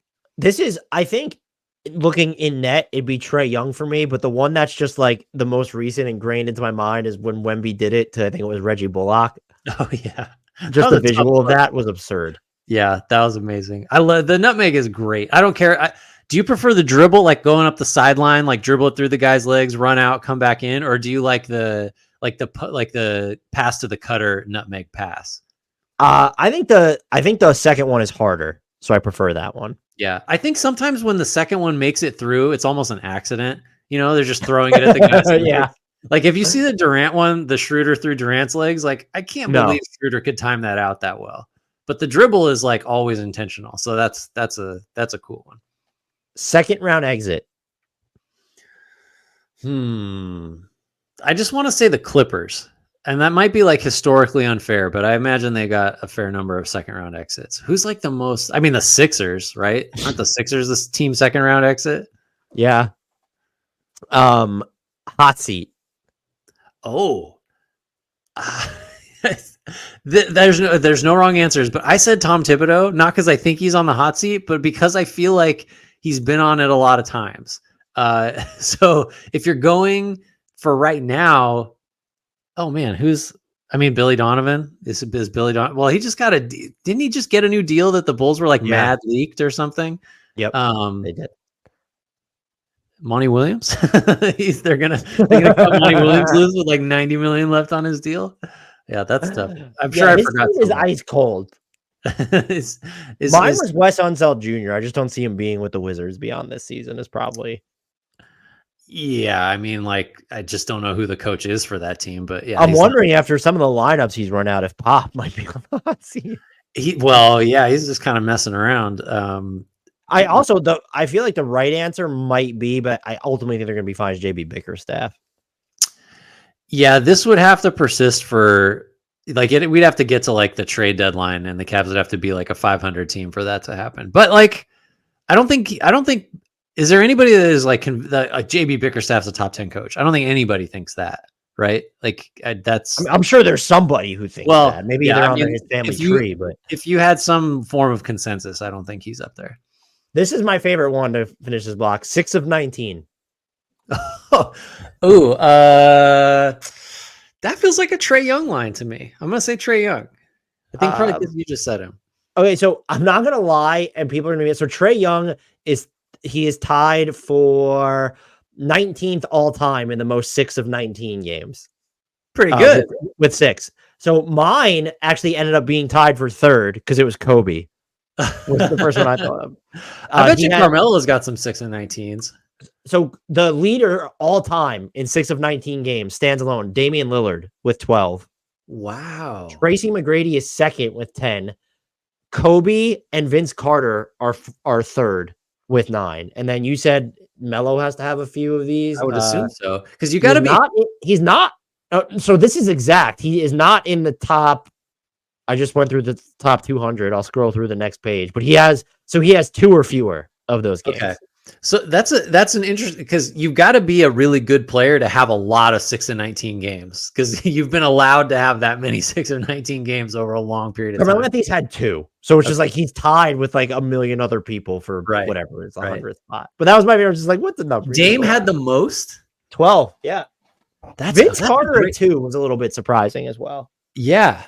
Okay, that's what you're really expanding the horizons of what word association could be. You're the one that you created a monster. I'm just trying to I got 2 more blocks, but let's save those. All right. Let's see. This is a new bit. We're gonna try it out. Is it fake Kevin Durant tweets that I pass off? No, I just don't know how this will work. Well, you know what? Whatever.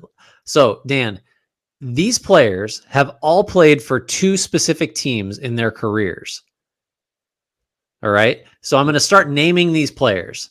All of them have played for 2 teams. They've all played for some of them played for many more teams, but these players all have played for the same 2 teams. 2 teams in common. Okay. Okay. And I'm going to see how many names I have to name before you guess the 2 teams. We'll just see how it goes. All right. The first one is Lou Williams. The second one is Matt Barnes. The third one, Clippers is 1 team, but you got to name the 2 teams. Lou Williams, he was around the block. I don't think Matt Barnes was ever on. Was he ever on? No, keep going. I can keep going. Keep going. Lamar Odom. What the? Oh, the Lakers. My God. Lakers and Clippers. Good. You got it in 3. I also had Rondo, Montrezl Harrell, Russell Westbrook, and I would assume that if I said Ivica Zubac, because it's the only 2 teams he's played for, you would have got him. God, that's Zubac trade. All right. Mike Muscala. Next set of players that have played for these 2 teams. Matt Barnes again, another appearance. Baron Davis. The Warriors. Well, but you got to tell me the other team. All right. Well, the Warriors and all you have is Matt Barnes and Baron Davis so far. Cavs. Incorrect. Jamal Crawford. The Hawks? No, don't. Jamal Crawford. The Knicks? Was Matt Barnes ever Correct. on the Knicks? Oh, he was on the Knicks? I don't remember that at all. Warriors Knicks. I think it was like 1 year. Latrell Sprewell was next. Jeremy Lin was after that. David Lee after that. You would have got it. Yeah. All right, last one. Shane Battier. Trevor Ariza. Played for everybody. Oh my God. Rockets and Grizzlies. No. Rockets and Heat. Correct. Goran Dragic was next. Ariza was on the Heat. Damn it. Yeah. Ariza, there's Barnes is someone you can throw out there for a million teams, and like Ariza is another guy like that. Lou Williams is another guy. That's why I like to start with them, and we got to fine tune it so I don't start it quite so easy. But all right, good job. I have some more draft stuff. I have okay, real quick. This is kind of fun. That's all fun. All fun. For which 2016 prospect did friend of the program, friend of us in real life, Adam Frommel, choose the pro comparison of Victor Oladipo? DeJounte Murray, Taurean Prince, Malik Beasley, or Jamal Murray? Ooh. Jamal Murray, Malik Beasley, Taurean Prince, and who was the other one? DeJounte Murray. I got 2 Murrays in there. I'm going to say Jamal Murray. Close. DeJounte Murray. Damn it, that was not a bad comp. Like, comps are so hard. Like, shout out. Like when I compare Justin Patton to a bouncier Kristaps Porzingis, yeah, those are tough. I got a few more of these, but like it really, when you see someone in a draft scouting report that like nails a comp, it's just like you need to do a standing ovation, because like it's so impossible. Yeah, like, you're right. Always just shoehorning and like, well, he does this one thing like a guy I know that's established, so I'll just say him. Okay. Whose 2017 scouting report had, quote, has the potential to be the best passer in the NBA? Markelle Fultz, Lonzo Ball, Jawan Evans, or De'Aaron Fox? Is this another Adam Frommel one? No, it is not. I forget where I found this one. Jawan Evans, just because that seems like such a that's a total red herring. It's Lonzo Ball. That was like the So, okay. Yeah, I gave you one with like that should be the answer. I got two more scouting. Oh wait, one more scouting report. We have to do this one. Whose 2017, again, same class, scouting report included, quote, a defensive stopper at the point guard spot with excellent feel, but his rawness leaves his upside a complete mystery. Dennis Smith Jr., Derek White, Frank Ntilikina, or Frank Mason? Can you read the scouting report again? I would love to. A defensive stopper at the point guard spot with excellent feel, but his rawness leaves his upside. Frank Ntilikina, and was that a Dan Favale special? No, it wasn't. It is Frank Ntilikina, but it was not. It was not your analysis. Did you have me read it again to like see if it would like crystallize in your brain? Like I wrote that. I mentioned something where I basically said, "What if Avery Bradley could dribble and was a superstar?" Is how I compared Frank Ntilikina. See, sometimes scouting reports are just on point. I had a note in here. Can we talk about the 2017 draft? By the way, just as a refresher. So Fultz, Ball, and Josh Jackson are three of the top 4 picks, all of which we'd say did not work out. Like varying levels of bust, I guess. But in this draft, in no particular order, you have Jason Tatum, you have De'Aaron Fox, you have Lauri Markkanen. That's 3 All-NBA guys already. You got Donovan Mitchell and Bam. You have OG, you have Jarrett Allen, you have Derek White.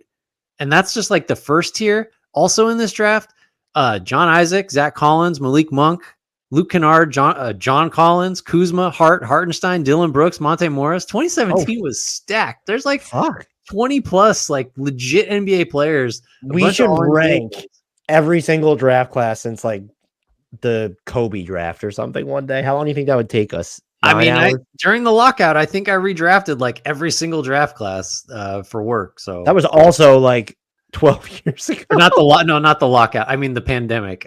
I was about to say, like, so you have another 12 drafts. You got I'm getting loopy. What we should do is some redrafts at some point. Like 2017 would be nuts. Just do that randomly. Yeah, let's just do it. You go Tatum first, but after that would be a fun live episode. Just redraft it. Yeah, we should have to draft it, but like you're building a team, like with positions, and you can only use one draft class. I love it. Let's think about doing that. Okay. That's all I got. Listeners, let us know and watchers, let us know if we should do that. All right. So I have 2 more things I could do for you. It's 2 separate things, and there's 7 questions on one and 10 questions on the other. So they're very quick. Okay. Which NBA player has more games in which they shot 100% from the floor on a minimum of 5 field goal attempts? Rudy Gobert or DeAndre Jordan? DeAndre Jordan. That is correct. 47-30. Not even close. Tyson Chandler or Clint Capella? Chandler. That is correct again. 26-18. Wilt Chamberlain or Dwight Howard? Ooh. Dwight. That is incorrect. Wilt Chamberlain 20, Dwight Howard 16. Andre Drummond or Walker Kessler? Kessler. Drummond takes some bad shots. Yeah, Kessler already has 9 to Drummond's 8. That was a dumb guess, by the way. That was 1 year to pull from for Kessler. I got away with it. Kareem Abdul-Jabbar or Shaquille O'Neal? Ooh, I'll say Shaq. It's a trick question. They're tied at 7 apiece. Just want to make sure you got one wrong. Diabolical. Charles Barkley or Steve Nash? Ooh, Barkley. Nope, incorrect. Steve Nash 6, Barkley 4. Tough. And finally, Larry Nance Jr. or Onyeka Okongwu? I thought you were going to say Larry Nance Sr. Okongwu. That is correct. 9-8. It's impressive on Okongwu's part. That's a lot of. So these guys, those are 100% field goal percentages with at least 5 attempts. Correct. That seems really rare. All right, good one. Yeah, I mean, DeAndre Jordan has the most all time. That's 47. And I think Rudy Gobert is second with 30. I think I still have the tab open. I do not. But all right, last one. This is, you're going to make people angry, especially if I cut this up. Oh, boy. So I'm going to cut it up. Which NBA player would you rather have for the next 3 years? Scotty Barnes or Tyrese Maxey? Tyrese Maxey. Anthony Edwards or Tyrese Halliburton? Oh, man. This is the wrong time to ask me this. Give me Tyrese Halliburton. I regret nothing. Luka Doncic or Shai Gilgeous-Alexander? I gotta take Luka. I hate it. LaMelo Ball or Cade Cunningham? Cade. Ooh, okay. OG Anunoby or Pascal Siakam? OG. Wow. Devin Vassell or Franz Wagner? That's a really good one. I think I have to go Wagner. Okay. Devin Booker or Jason Tatum? I wish I could remember offhand how much younger Tatum is. I'm going to go Tatum. He's only 19. Domantas Sabonis or Alperen Şengün? Alperen Şengün. That's easy. Wow. Herb Jones or Jaden McDaniels? Give me Herb Jones. I think there might be some on-ball stuff that he hasn't unlocked yet. I don't know if it's just a matter of the Pelicans letting him do it, and that's why and Jaden McDaniels is out, but I agree with you. Okay, the final one, I'm not going to lie, this is my favorite. Josh Giddey or Asar Thompson? Asar Thompson. That's an easy one for me. Wow. Were any of those good? Were they too easy? Oh no, like the Tatum Booker and Luka and SGA, those early ones were impossible. Like I could just talk myself into SGA right now. Like it wouldn't be that hard. I think I might go SGA because of the defense. Isn't that wild? Like I can't imagine if like a year ago at this time you wouldn't have taken almost anybody over Luka. I guess so throw contracts out the window. I would just be curious. They're on the trade market. And I want to make clear, who gets more in a trade, which is kind of like the same thing of saying who's better. But yeah, I think a team might view Shai as more plug and play because we've seen him play off of all these other guys before and the defense. That's going to make him the more valuable trade asset, even if you don't think he's the better player. I think Luka still would get a bigger return. If only because maybe this is just projecting, but like I kind of think there are more people that think Luka has like an untapped level than feel that way about SGA. Maybe like okay. I think maybe that's again I may be projecting because I think I kind of think that. Whereas like there's stuff that Luka could get better at, but whereas SGA is like this. I can't imagine how SGA could be better at anything. Like he's just so good right now. Luka just has that. Like, well, what if he defends finally, or what if he, I don't know. That there's no science to that one. We said this podcast wasn't going to last 2 hours, and we were correct. It lasted about $1:55 or whatever it is. I should hurry, is what you're saying. You want to take us? I'm trying to do math because we're recording this like on top of each other, but we're closer to 90 minutes on this than 2 hours. Yeah, we've been recording for 4 hours though. We've been with each other for 4 hours. We spend 4 hours a week together outside of like, face to face. And we just do it all in a big block. And so then I like don't even want to think about you for like the next several days. Because I'm invariably going to be spamming you with the short that I put up, the social media clips that I put up tomorrow. No, I treasure our talks. Like I'm not sure there's someone else in my life that I talk to for such an extended period of time at a regular interval. I talk to you aside from my wife. I think I might talk to you more than anybody else right now because like we've conversed on weekend. Like we have collabs with work. We have the podcast to plan around. I'm curious about Bert. Like it's I was thinking the other day, we're not getting another dog, but wouldn't it be awesome to have Bert and Ernie if you got a second dog? Like I think you should get another dog. We have two, right? Or like some other pet. But then they're not. Yeah, it's not. I mean, what are you gonna get? I would have to be like, what is he gonna play with and be cool? Like, I guess you get a fish and name it Ernie just to like get it done. But like, you're not gonna get like a pet duck. No, I don't think I'm gonna get a duck, Dan. Probably not. I will say, I liked the idea of getting two because then they would always have each other. But now we're at the point where we might get three because pets, I love them to death. But speaking of death, they're so temporary that now we don't want one to ever be alone. They're 4 years old, Grant. Yeah, we're gonna end up getting a third and maybe even. I love dogs. You're gonna have 100 pets. You're gonna be the crazy pet guy that gets old. I don't know if we're gonna have kids, so it wouldn't shock me if we've already decided. Like I say, I don't want to go through a pregnancy. My wife absolutely does not want to go through a pregnancy, and I cannot fault anyone who doesn't want to carry a child because that feels like it just wrecks Sounds everything. hard. Sounds hard. It seems like people don't like The it. fact that people do it and then do it again, Yeah. it's just sort of like, it's like watching the Pistons at this point. Like, why am I doing this multiple times? That is the perfect analogy for pregnancy. I'm pretty sure. Like, What hurts more, watching the Pistons or pregnancy? That's not fair. Pregnancy is just like, I'm sorry, women built different. That's just, man. How did we get here? We were trying to get out quickly. We went from Bert. Failed. Yeah, I don't know how we got there. Pets did it. Yeah. All right. I will put a merciful end to this one. Thank you again, everyone, for listening, watching, participating, rating, reviewing, subscribing. If you don't do any of those things, please do them. Wherever you get your podcasts, leave positive comments, positive reviews, give us upvotes, no downvotes, give us as many stars as possible. Help us grow, help us broaden the audience. That will just make the product better. And that would just be a cool thing because we spend a lot of time on this and we like doing it. Let's see, tell friends, tell enemies, check out our Discord and check out some of our merch. The information on how to do both of those things is in the YouTube and podcast description. Follow us on our socials. I think that covers it. We close as always with a shout out to the one and only Frank Ntilikina, who got a mention today. No big deal. And an apology to Jarrett Allen.